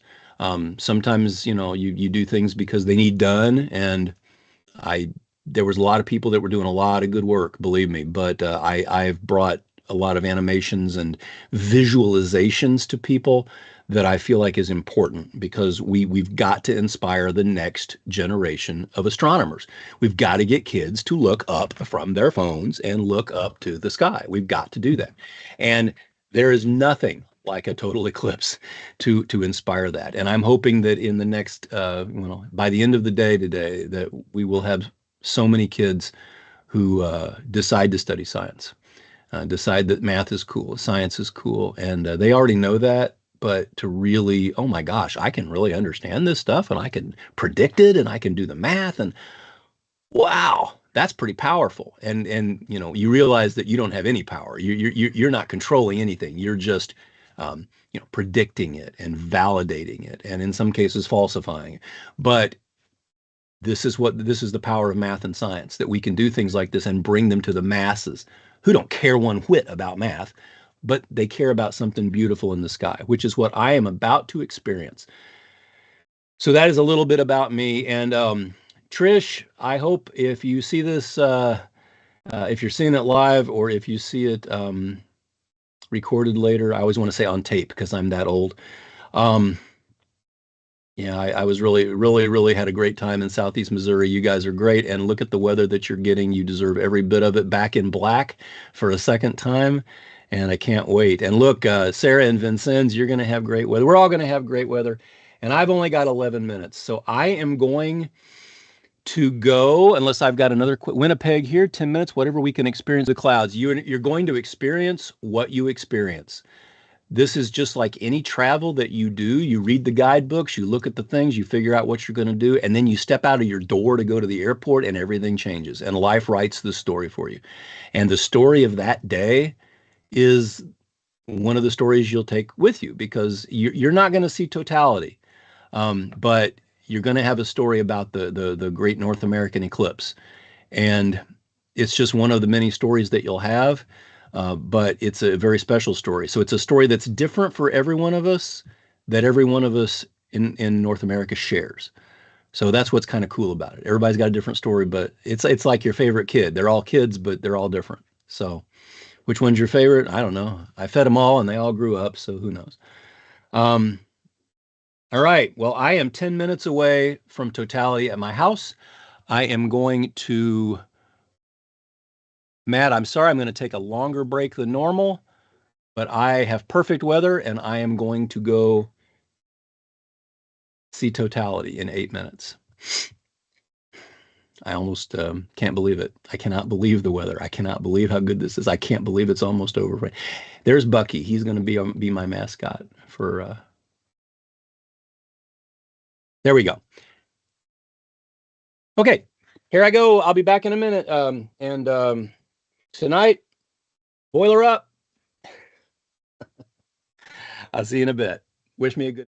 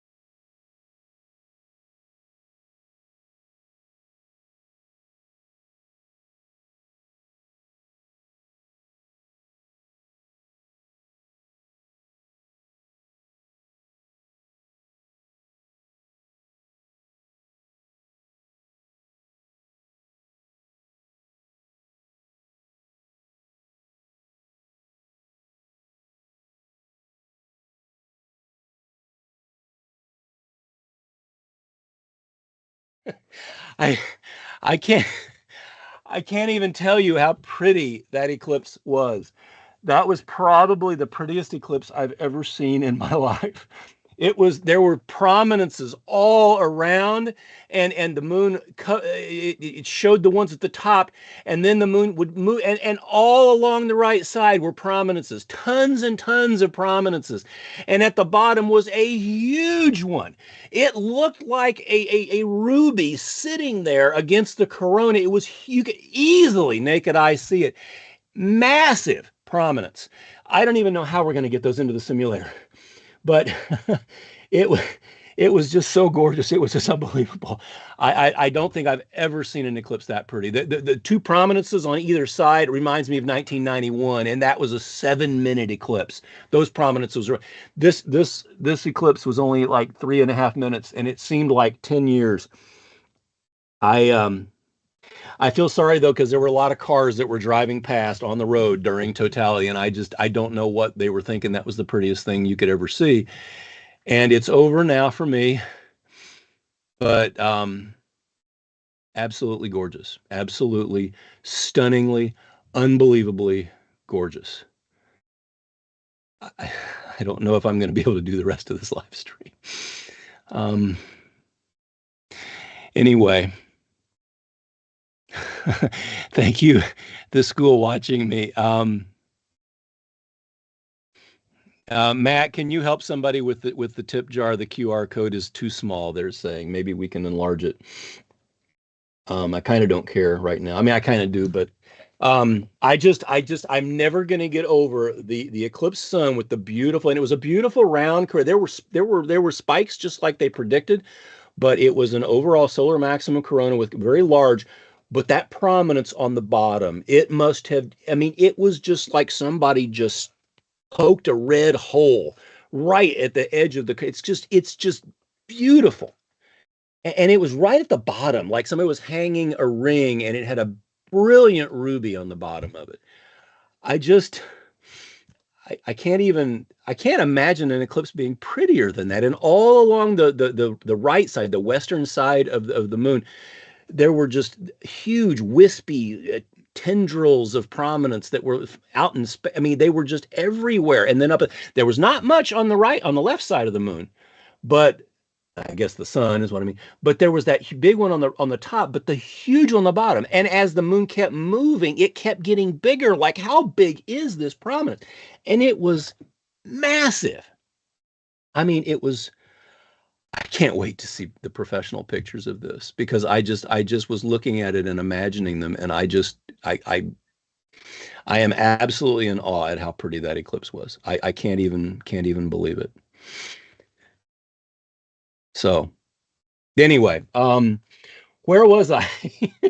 Oh yeah. And the eclipse has left Indiana. Now it's in Sandusky, and it's hitting Cleveland. You guys in the Northeast, you guys in um, the Northeast, once the clouds have gone, you cannot imagine how pretty this eclipse was. This is going to go down as one of the most. And look at New Brunswick. Look at PEI. How beautiful the weather is. You guys are in for a stunner. Venus came out easily a minute before second contact, and Jupiter was just. But Venus, it was. I mean, it was really prominent, and the corona was just. It was spiky, but it was round. But the prominences were the feature of this. Just no way to describe it. You guys cannot believe how gorgeous an eclipse you are about to see if you are in Vermont or Plattsburgh or Lake Placid or Pittsburgh, New Hampshire, or any of the wonderful towns in Maine, Holton and Millinocket, Milo and Caribou. Presque Isle. I can't wait to see some of the pictures of this. I'm sitting here. I don't know. And all the work that we put in it. Uh, okay. Well, there you go. Scientist uses math to predict something that speaks to him emotionally. I think that's I think that's what we're all about. So, all right. Anyway, gorgeous eclipse. Thankfully, we have eyes that we can experience that. Okay. So there is our tip jar, a link to it. Matt, I don't know if there's anything we can do about that. You know, and I truly appreciate that. No matter what it is, it's an expression of appreciation from you for what I've done, and the expression of appreciation is very, very, very important to me. We also have a donation link on our simulator. If you go to eclipsesimulator.solar, you'll be able to get to our simulator, and there's a donate link there if you the spirit moves as well. So where's the eclipse now? Cleveland is right in mid eclipse. Hamilton, it's about to, and I promised you guys in Hamilton that I was going to show that, so I will keep my promise, even though I can't imagine how I'm going to ever. I'll never forget that eclipse. If I were 15 years old, I would look at that eclipse and I would remember it. It just is seared in memory like nothing else. It was the most beautiful eclipse. I mean, they were all beautiful, but that eclipse was gorgeous. So Hamilton, there's Hamilton. It's the city that says Hamilton. Um, okay, so I picked Corktown. Okay, I'm sorry, that's probably a neighborhood, but here we go. We're going to show that. And as we move forward, let's look at the weather. And yeah, it's okay. So what I'm also going to do is I'm going to pull up Buffalo. I'm going to pull up Buffalo since Buffalo is on the center line. We will pull that up for you guys because we will minimize this because nobody wants to see bad weather. But we will look at. I just can't believe how. I mean, somebody fry up a big old steak because it's. um, Wow, was it that pretty in Dallas, in Texarkana, and in Little Rock? Why didn't you guys tell me? Oh my God. That's why the simulation just doesn't do it any justice. We're going to put the prominences in. We're going to make the shape of it. We'll put those sunspots in. But there's just nothing like seeing it. It's like seeing a picture of a beautiful meal and eating the meal. I mean, it's just completely different. So Hamilton, you are about to get. I'm sorry. This is a. Uh, did I mention Boiler Up tonight? Purdue wins the national championship, I'm probably going to have a heart attack. There you go, Hamilton. Totality is upon you. And boy, I wish I could put those prominences in place. Oh, goodness. Buffalo, it's about to be here for you. Um, I'll pick another town, probably Batavia. Let's go ahead and add an animation for Batavia. So now, Hamilton, you are in Totality. Buffalo, beautiful, beautiful, beautiful eclipse. I hope you're watching it. Let's get rid of that stuff. You don't care. Batavia, there's you. And let's say Rochester, we'll give you one like this. I just can't believe how beautiful that eclipse was. That eclipse was like the first time you ever heard, like, I don't know, Mozart's 40th Symphony or something. It just, or Beethoven's third.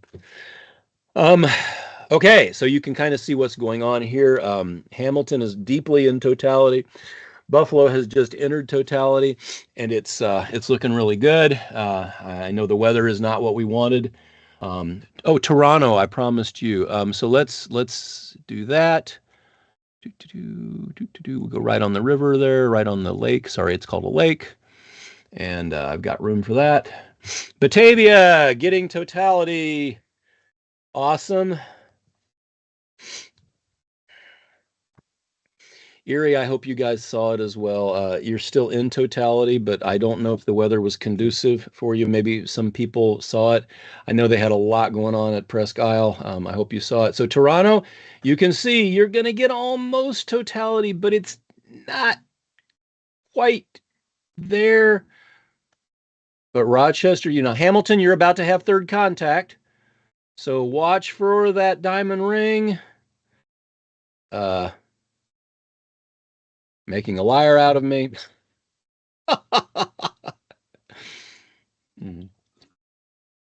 I'm surprised I can even think. There it is. There's our third contact for Hamilton. There we go. Beautiful 2 beads. Look how pretty that is. They don't last long. String them up and put them around your neck while you have them. Very pretty. Toronto, you're still got the same view, and we're not going to see too much. Now, you may be able to see Venus down there to the bottom right. Hamilton, your eclipse is over. Buffalo, you are firmly ensconced in totality. It looks like you're going to have totality for another minute and a half. I'm going to close out of Hamilton. We'll put Toronto up here, although this is it. This is what you get. I've got Rochester going. You guys are in totality now. I should probably go to Canandaigua or Seneca Falls. I think I will do that. I think I will close out of Toronto. I will go to Seneca Falls. There you go. I think I will also add Syracuse. As soon as Buffalo is gone, I will add Oswego. I had many good conversations with the gentleman who handles some tourism for northern New York. Oswego is about to enter totality. Seneca Falls is as well. There you go. Totality has come to the Finger Lakes, or at least the one in the middle. And there you are. In Buffalo, your Buffalo's right on the center line. So there's a lot of totality to go around for everybody. It's this WECL, all eclipse, all the time. Look at all these eclipses. This looks absolutely nothing like what I just remember seeing from a minute ago. The prominences it was like somebody had a chain of beautiful red, garnet, ruby beads. It was just the prettiest thing I've ever seen in my life. Buffalo. All right, well, I hope that the clouds didn't eclipse your eclipse, but the eclipse of your eclipse is now eclipsed and the eclipse is over. That's like that Buffalo, Buffalo, Buffalo, Buffalo, Buffalo, Buffalo, Buffalo. So Buffalo, Niagara Falls, it's over. Syracuse, it's just starting. Here it goes, and you can see on the map, there we are. So Buffalo is over. Syracuse is just happening. Oh, Watertown. Oh, Fort Drum. Look at everybody. Let's go to Watertown. Let's do that real quick. Oh my gosh. And I'm not going to go to Fort Drum. I can't believe how many people were driving during totality, though. Good night. How do you reach people? I don't know. But maybe they have a job to do. And that's one of the things we learn when we travel is that we go to all these places and we meet all these people and we say, oh, you got to come and see the eclipse. And they're like, I got kids to feed. I can't take 15 minutes off work. And we really get it hammered home, the privilege that we have to be able to enjoy things like this, to be able to see things that people for 100,000 years have seen and have written about and have documented. And we get to do it. And we're very fortunate. And by we, I mean me and American Express, right? So, okay, let's throw up some of these here that are coming down. I know I mentioned Lake Placid, Ogdensburg, Brockville, all the cool people there that I met. Let's look at, let's pull up. So Rochester's over. We'll pull up a couple more. Let's pull up Plattsburgh. And let's do Lake Placid first. So Lake Placid is coming up. There's Plattsburgh. Burlington, Vermont will be very, very closely behind them. Seneca Falls, your eclipse is over. I hope you saw it through clouds. Let's move them. And let's go to Burlington, Vermont. So Burlington and Plattsburgh, we ought to put these right next to each other and compare and contrast. They're going to be very similar, but Burlington is several miles southeast, and by several, I mean quite a bit. But Plattsburgh is almost on center line, and Burlington is south of the center line. So what we should see in Syracuse, your eclipse is over. Deb Ross, I hope in Rochester, I hope you saw some of it. I hope you enjoyed it. I hope it was wonderful. So Watertown, Oswego will happen. Lake Placid is about to happen. Totality for Lake Placid. There we go. So now what you're going to see when Plattsburgh and Burlington is it's going to be very similar. Burlington is going to happen a little bit later than Plattsburgh, and Burlington is going to leave totality sooner. Just, well, I say sooner. Um, we'll look at the map because it's hard to explain. Plattsburgh is going to get totality well before Burlington. You can see that. The offset is about 23 seconds. But third contact is almost the same. And that's Oswego, we're done. Sorry. And that's because, so here's Plattsburgh getting totality. And let's look at the map as to why. So here's Plattsburgh, and here's that oval of the shadow that's going to, and you can see now how more oval it is. And that's because remember, the Earth I'm missing my commentary here. The the shadow is on the side of the Earth now. The shadow is now leaving. It's well past the halfway point, and it's going down the other side of the Earth. And so, what's happening here? That's almost perfect. Watertown, you're done. Fort Drum, you'll be done in a couple of seconds. What's happening now is that as that shadow moves down the backside of the Earth, it's going to start really moving fast, but you can see that it's a lot more oval than it was a long time ago when it was, well, not as oval, if that makes any sense. Math teacher explains math. Look at that. It was less ellipsoidal. Yeah, the ratio of its major axis to its minor axis was much smaller. So Burlington now they've both gotten totality, but look what's going to happen on the back end. Plattsburgh and Burlington are, because of the shape of the shadow, they're going to leave totality almost at the same time, even though Burlington has spent less time in the shadow, if that makes sense. So it's only going to be offset by about 5 or 6 seconds, whereas second contact was 25 seconds apart. So that it's just the geometry of the way the shadow is shaped is the only thing. Oh, Montreal, you're right in the, oh, you're really, really, really good. Oh, I've probably lost most of my audience because of that emotional outburst, but sorry about that. Let's go to Montréal. L'Eclipse de Montréal en français est le même. It's the same. It's beautiful. And now everything, we're past all that bad weather. Everything's looking good all the way through, and we can just let this run. So Montreal, you could see they entered the shadow very quickly. They were in it very quickly, and they've left. But all of you in Montreal, I hope that, Montreal, I hope you've had an absolutely gorgeous, gorgeous experience as the corona fades away and the great eclipse of 2024. I can just see it in my head how gorgeous it was. It was unbelievable. All right, you notice Burlington and Plattsburgh are still, I mean, they're getting a lot of totality. 3 minutes and 30 seconds in Plattsburgh's case, just about the same as at my house. Lake Placid, the miracle in the sky is now over. And I do remember I watched that game in 1980, February 19. I forget the day, but that was a great day. For those of you who weren't alive, we beat the Soviets in ice hockey in the Olympics, and the Soviets just could not be beat. And we had a bunch of, ragtag, we threw it together. They were not professionals. I mean, they were at that level for sure. And they beat the Soviets. And it was just David and Goliath. It was the biggest event ever. It was in Lake Placid. It was truly remarkable. So now let's watch as totality is going to be over very quickly for Plattsburgh. And then just very shortly after that, Burlington will happen.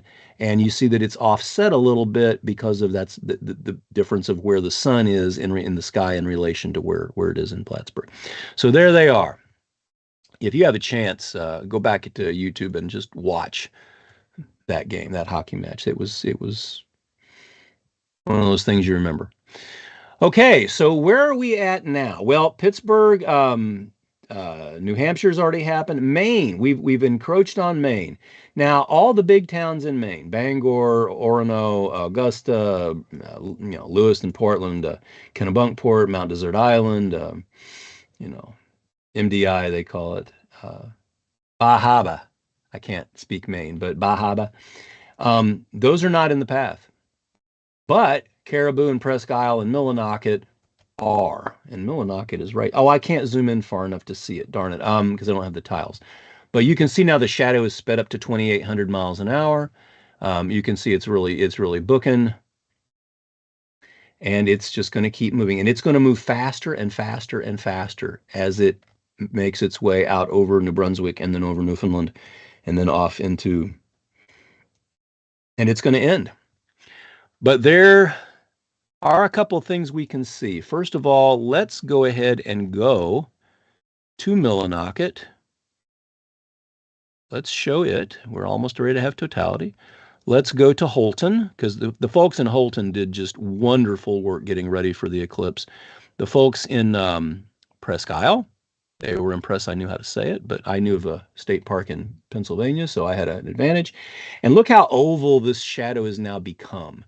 And once it gets into Canada, I'll switch gears a little bit and we'll talk about some of the nice towns in there you go, Millinocket.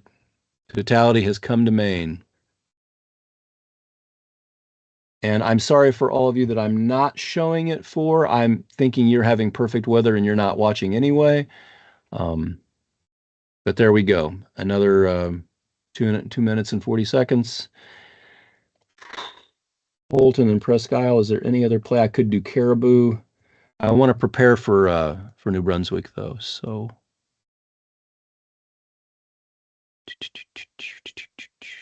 going to show two places. I would show Oromocto. In fact, I think I will show Oromocto. I'll get that one ready. We'll get Fredericton, North Devon. Get Miramichi. Bouctouche, Richiboucto, Moncton. Everybody wants to see Moncton because it's outside Gunningsville. I'm going to have to remember which towns these are.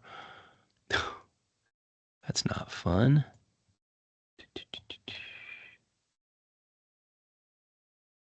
Okay. Oromocto, Fredericton, Miramichi, and Moncton.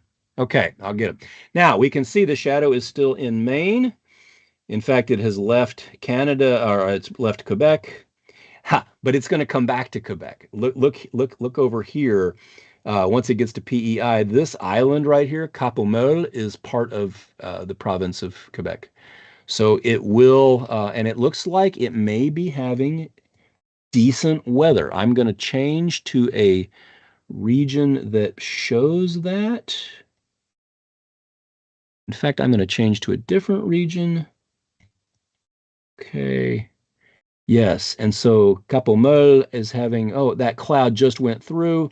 Let's see what happens. Here's the shadow as it was a few minutes ago. It'll refresh in 5 minutes. Where's my shadow at?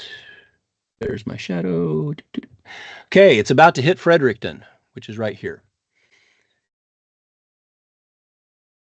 Fredericton, New Brunswick, you are in totality, and it is happening. It'll be very quick for you. You're going to get 2 minutes and 15 seconds. And Oromocto, you're going to get 1 minute and 23 seconds. And that's just because of how far south, close to the edge of the path you are. So you can see that shadow is encroaching upon you from the north because of the way the geometry is moving, which is kind of cool. We're going to move over to Miramichi, which is right here. I have to remember which one's which. Fredericton, Oromocto, Miramichi. There you go. And you'll be in totality for a long time. Oromocto is going to be only for another 37 or another minute. Millinocket, it is over. Central Maine has now seen totality. And we're going to have this But I hope that this is giving you a little idea of the geometry of what's going on. Also, why in Charlottetown? I hope that all of you have gone, the bridge, turn left at the bridge and not right. Um, so Miramichi is firmly in totality. Moncton is not going to see totality because it is just outside the path, and we can show that. Presque Isle, yeah, it's over. All good things have to come to an end. So Maine, the shadow is leaving Maine, and the shadow has actually now left the United States. The Great North American Eclipse of 2024 is over for the United States. Those words are hard to say. But here we have Bucky saw the eclipse. We have Prince Edward Island now that is in the path. Holton is done. I can pull up PEI and I can show you a tale of two places. Here's Tignish, which is in totality, and Charlottetown, which is not. And the difference is striking. It is still an amazing experience for Charlottetown. Oromocto, we are done, as we said, very quickly. But Charlottetown will get a very deep partial eclipse, but will not be in totality as Tignish is.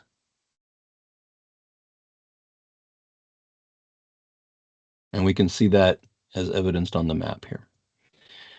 Okay, so New Brunswick, Miramichi, we've still got going. Moncton, we saw got a deep partial eclipse and didn't make it, and that's kind of too bad. Halifax, St. John, not in the path. It's even worse in Newfoundland because St. John's is just tantalizingly close to the path, but is not there. Now we can see the shadow is sped up to 3,300 miles an hour, and it's booking.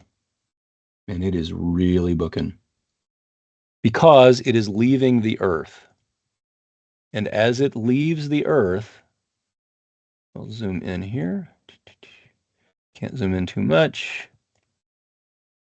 It is just scraping its way across, and I'll show you what it's going to do just like that. It's just going to scrape its way right across.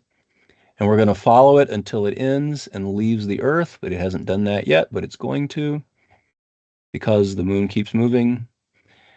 And the eclipse is going to come to an end. Okay, Charlottetown, this is about all you're going to get. This, you're pretty much at max eclipse. You got about 40 more seconds until it is. So you can see the difference. The folks in Tignish up in the northwestern part of the province of the island are seeing totality. They're seeing that stunning set of. I mean, now I've gotten to where I'm internalizing it. It's not so emotional, but I mean, even looking at it just as from a completely dispassionate view, it's. I mean, I'm speechless. It was so pretty.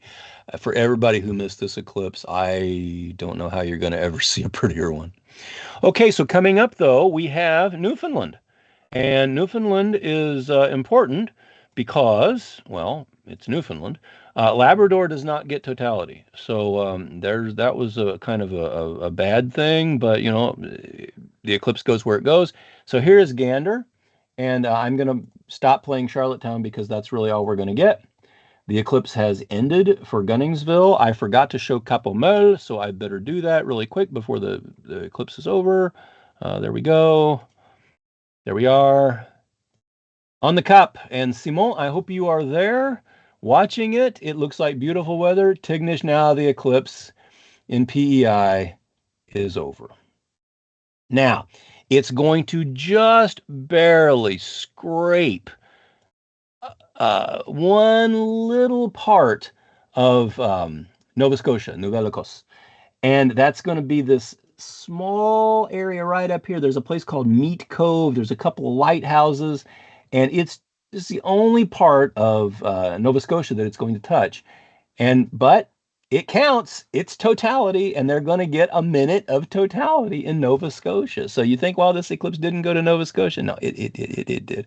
I'm sorry that I missed it going through Michigan, but I was busy watching the eclipse. So here it is. It has moved on to Newfoundland. Yeah, Cordray Valley. Yeah. I can't believe this. All this time that I've spent learning all these towns and doing all these calculations and scrubbing these databases, and the eclipse, as it needs to, is going to come to an end. It has to. Things have to end so that the next one, we got to start planning for 26, right? But it's not over yet. So the cop, what is this? There we go. Yeah, we're done in New Brunswick. Look how fast that shadow is moving. You can, I mean, you can really see it booking 30, 3,800 almost miles per hour. It's past 6,000 kilometers per hour. I'll maybe say it the scientific way.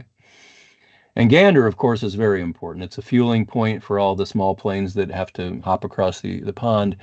And of course, the Americans, we owe a great debt of gratitude to all the folks who hosted our aircraft who had to land emergency bases at 9/11. The folks in Gander really, really um, showed spectacular Canadian hospitality.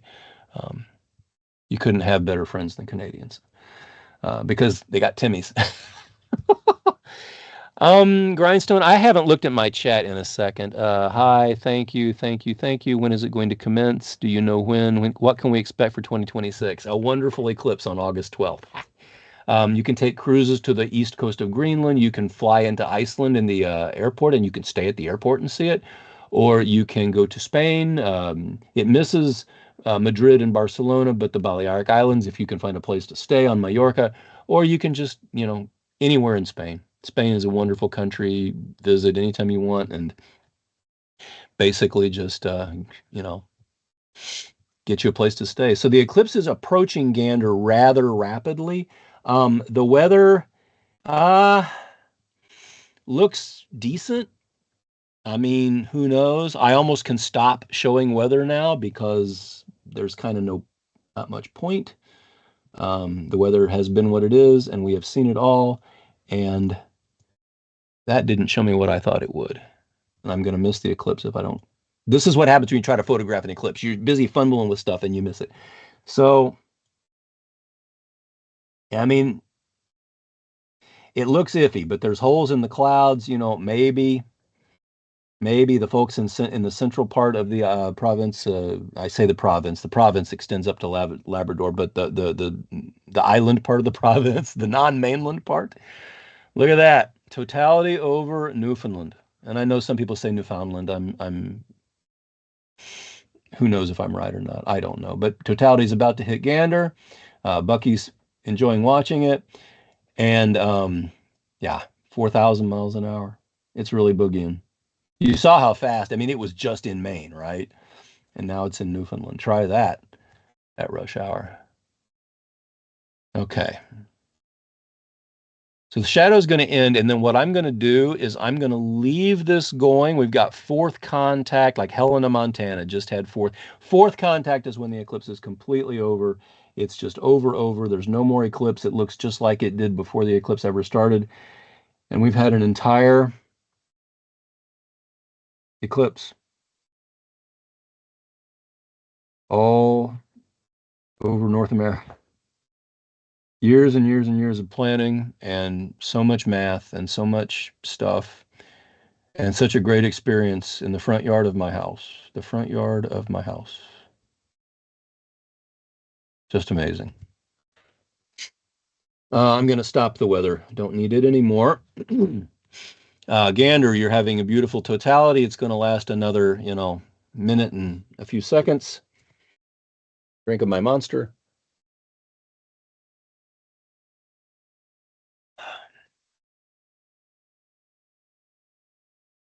Yes, you're welcome, Benny. I appreciate everybody who's stayed around. I'm going to stick with this until the shadow leaves the earth, which will be in a little bit. It will be at, you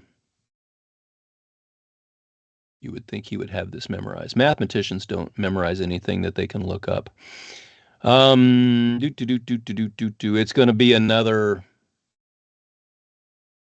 11 minutes, and then we're going to cut. Um, and to Matt, I think we are going to cut it short. I don't think we need to wait until the partial eclipse leaves Earth. That's not going to happen for another hour. And so I think we are going to watch the total eclipse end on Earth. I'm going to try to find that location. It happens at sunset. So what's happening now is it's later and later and later in the day. It's 5:15 in the afternoon, Newfoundland time. This eclipse started at sunrise and it ends at sunset as we get closer and closer to this sunset point. That's when the shadow is going to leave because there's the shadow, and as it moves across the earth, well, there he goes, and it's going to leave at sunset. If I turn it like this, you'll see there is the sunset point, and it's going to be on the earth and it's going to leave, and then it will be on that, and then it will not be touching the earth anymore. If you were on a plane way, way, or a spaceship way above, you would see it, but no, that's let's go back to real time, remove the fundamental plane, and we'll just we're going to watch it for the next 10 minutes or so. Totality will leave Newfoundland completely in about another 45 seconds. The eclipse in Gander is over, but it will leave Newfoundland. And in St. John's, I guess I should have probably been showing you that. Let's see what that is. Yeah, it's not going to be any more than that. That's going to be the mag. It's 98.9%. That's a lot, but it's not total.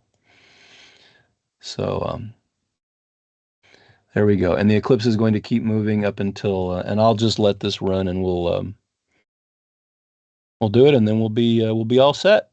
And that will be the eclipse in all of its glory. When did I start? I started 4 hours ago, 4 hours and 15 minutes ago. And we have seen the eclipse move all the way from sunrise out there in the Pacific Ocean, across the Pacific Ocean, up through Mexico, the United States, over my house, into Canada, the Maritimes, and now leaving. It's left. It's totally left. Totally left Newfoundland now. So let's. Shadow map is done. Thank you, thank you. You did a great job. We appreciate it. Bucky thanks you. And we'll actually close this down. And I think I will let this run, and we will just have another 8 minutes. Is it 8 minutes?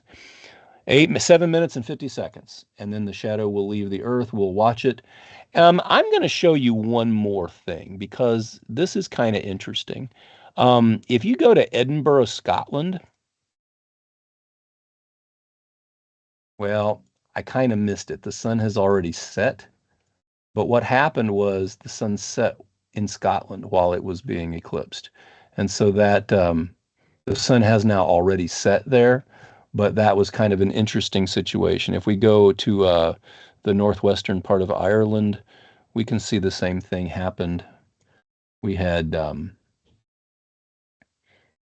so there's only a couple things about these tools that I wish I had made better, but I think for the first time of doing it, look at that. You kind of got a double horn eclipse there where the sun was kind of laying on the horizon on the water. That's kind of cool. That is over, and the eclipse is rapidly approaching the terminator. The terminator is the word that we use for the boundary, the sunrise sunset boundary line, and I think that's the best word in astronomy is terminator. The shadow's up to 6,200 miles an hour, really moving fast, and it's got about 6 more minutes, and the eclipse will be over. One more time, I can show you this in case for some reason somebody's just joined or somebody didn't see it or they want to see it again.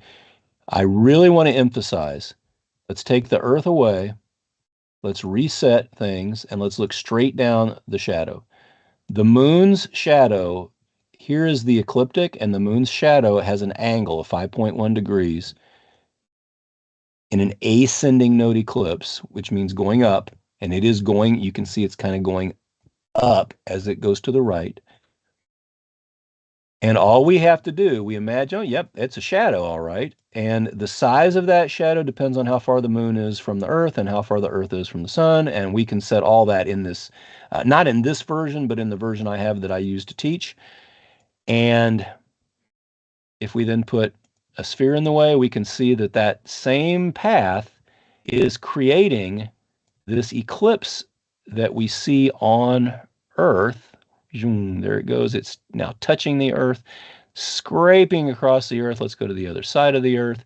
And then what it's doing right now, about ready to leave the Earth. And it's because there's that fundamental plane that defines where sunset is. And then it's on the plane. But if we take that off and we put the Earth in the way, then we can see that what's happening while that's going on, the Earth is rotating. And that's what causes the motion that we're seeing now. Let me go back to real time. And let's start seeing this now, because we're about to watch the shadow leave the Earth. That's going to happen in 4.5 minutes. And what we're going to see before then is this shadow is going to start cutting off. Because remember that fundamental plane? That plane is over here, and that's where the sunset point is. If I do this, I can see that's where the sunset point is on Earth, and it's moving just slightly, but the Earth spins kind of too slowly for you to see it, especially. The shadow's now moving 8,400 miles an hour, and it's just really, and that's across the Earth. It's not its lateral speed. It's the speed of the intersection of the conical shadow and the oblate spheroidal Earth. And it's going to, first of all, when it starts hitting that, I can show you, I'm looking straight down and you can see it's moving just slightly this way, but what that translates into is this three-dimensional, and you can kind of, you get a really good visual of that's what's causing it. I promise, in another 3.5 minutes, it'll be gone. It'll be off the Earth forever. It's not coming back. We can replay it, but it ain't coming back. I'm sorry I make you seasick. I keep moving it to try to get the best view. So there it goes. It's over 10,000 miles an hour. Now it's going to start taking on the funky shape as the curvature of the cone starts taking impact. Now there was a tangent point there. The shadow has started leaving the Earth. And you can't see it out there in space. If I take that fundamental plane away, there'd be nothing to see. But if you're in there, you're still seeing a total eclipse. And it's not oval anymore because that cone thins as it gets here and as it gets farther away from the moon. And that thinning is what you're seeing as this slight concavity. And that is a real thing.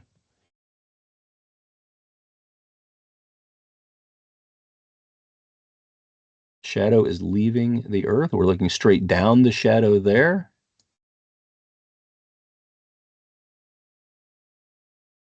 And we've only got another minute or so, 2 minutes before the shadow's complete. So this now, if we were in an airplane flying up through there, we would be seeing totality as the shadow was leaving the Earth. And that is a stunning sight. I saw that in 2016 on Alaska Airlines Flight 870. We convinced them to, I say we, Joe Rayo convinced them to delay the taking off of that flight.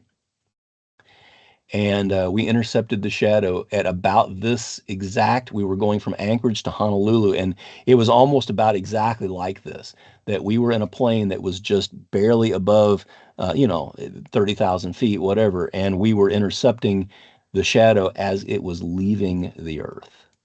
I'm going to take that plane, I'm going to take the plane off, okay. So the dark part is where, I'll put the plane back on, it's easier to see. And there's only another minute and the eclipse will be over. So the eclipse is the total eclipse is leaving the Earth. Nothing much else I can say about that. So now what'll happen as the shadow leaves and leaves and leaves that little area will get smaller. It'll get smaller to the point where the line segments that we're drawing it will take over. And now in space, there's an eclipse, but on Earth, there's not. That's why you're seeing that light green through it.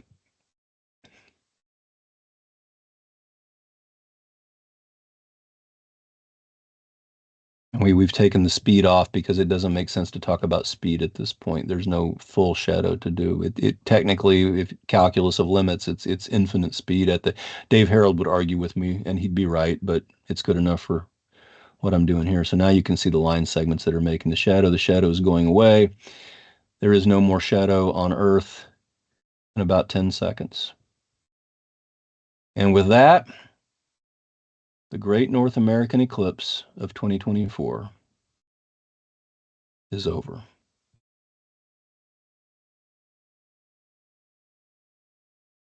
Shadow has completely left the Earth. So, we're done. And Matt, I think we need to shut everything down. I'd like to wind it up a little bit with me on the screen. And thank you, thank you. I really appreciate that. If you knew how much work went into all this stuff, and even more than that, it's I need to stop sharing my screen, I think. I hope that didn't tear it up. What you got to understand is that I have thought about this basically my whole adult life. I have studied everything. I have done all the math. I have thought about this every waking moment of my life. And to every kid, every young person out there, I would tell you, find something that makes you want to get out of bed in the morning. Do it. Do it obsessively, do it compulsively, do it nonstop, do it when you don't want to do it, do it when you feel like you want to do something else. Maybe leave it for 5 minutes and come back to it. It'll be there waiting on you. Digest it, never give in to it. Always look for another way to do it. Defeat the problem. You will come to understand it. You will come to understand it to a level where you can explain it to others. And at that point, you know that you have been given a gift. So again, I'm looking for a young person to mentor in this wonderful field that we have, which lends itself to such great knowledge and such a wonderful, almost spiritual experience, I guess I'll say. With that, I think we're going to come to an end, and we're gonna cut it off right now at 1900 GMT instead of, what did I say, 2100? What was I thinking? I'm an idiot. So let's cut it off, Matt, and I'm going to wish everybody, I hope you had a great eclipse. I'm sorry about the weather where it wasn't good, but man, what a beautiful eclipse. Can't wait to see the pictures tomorrow. Thanks, everybody.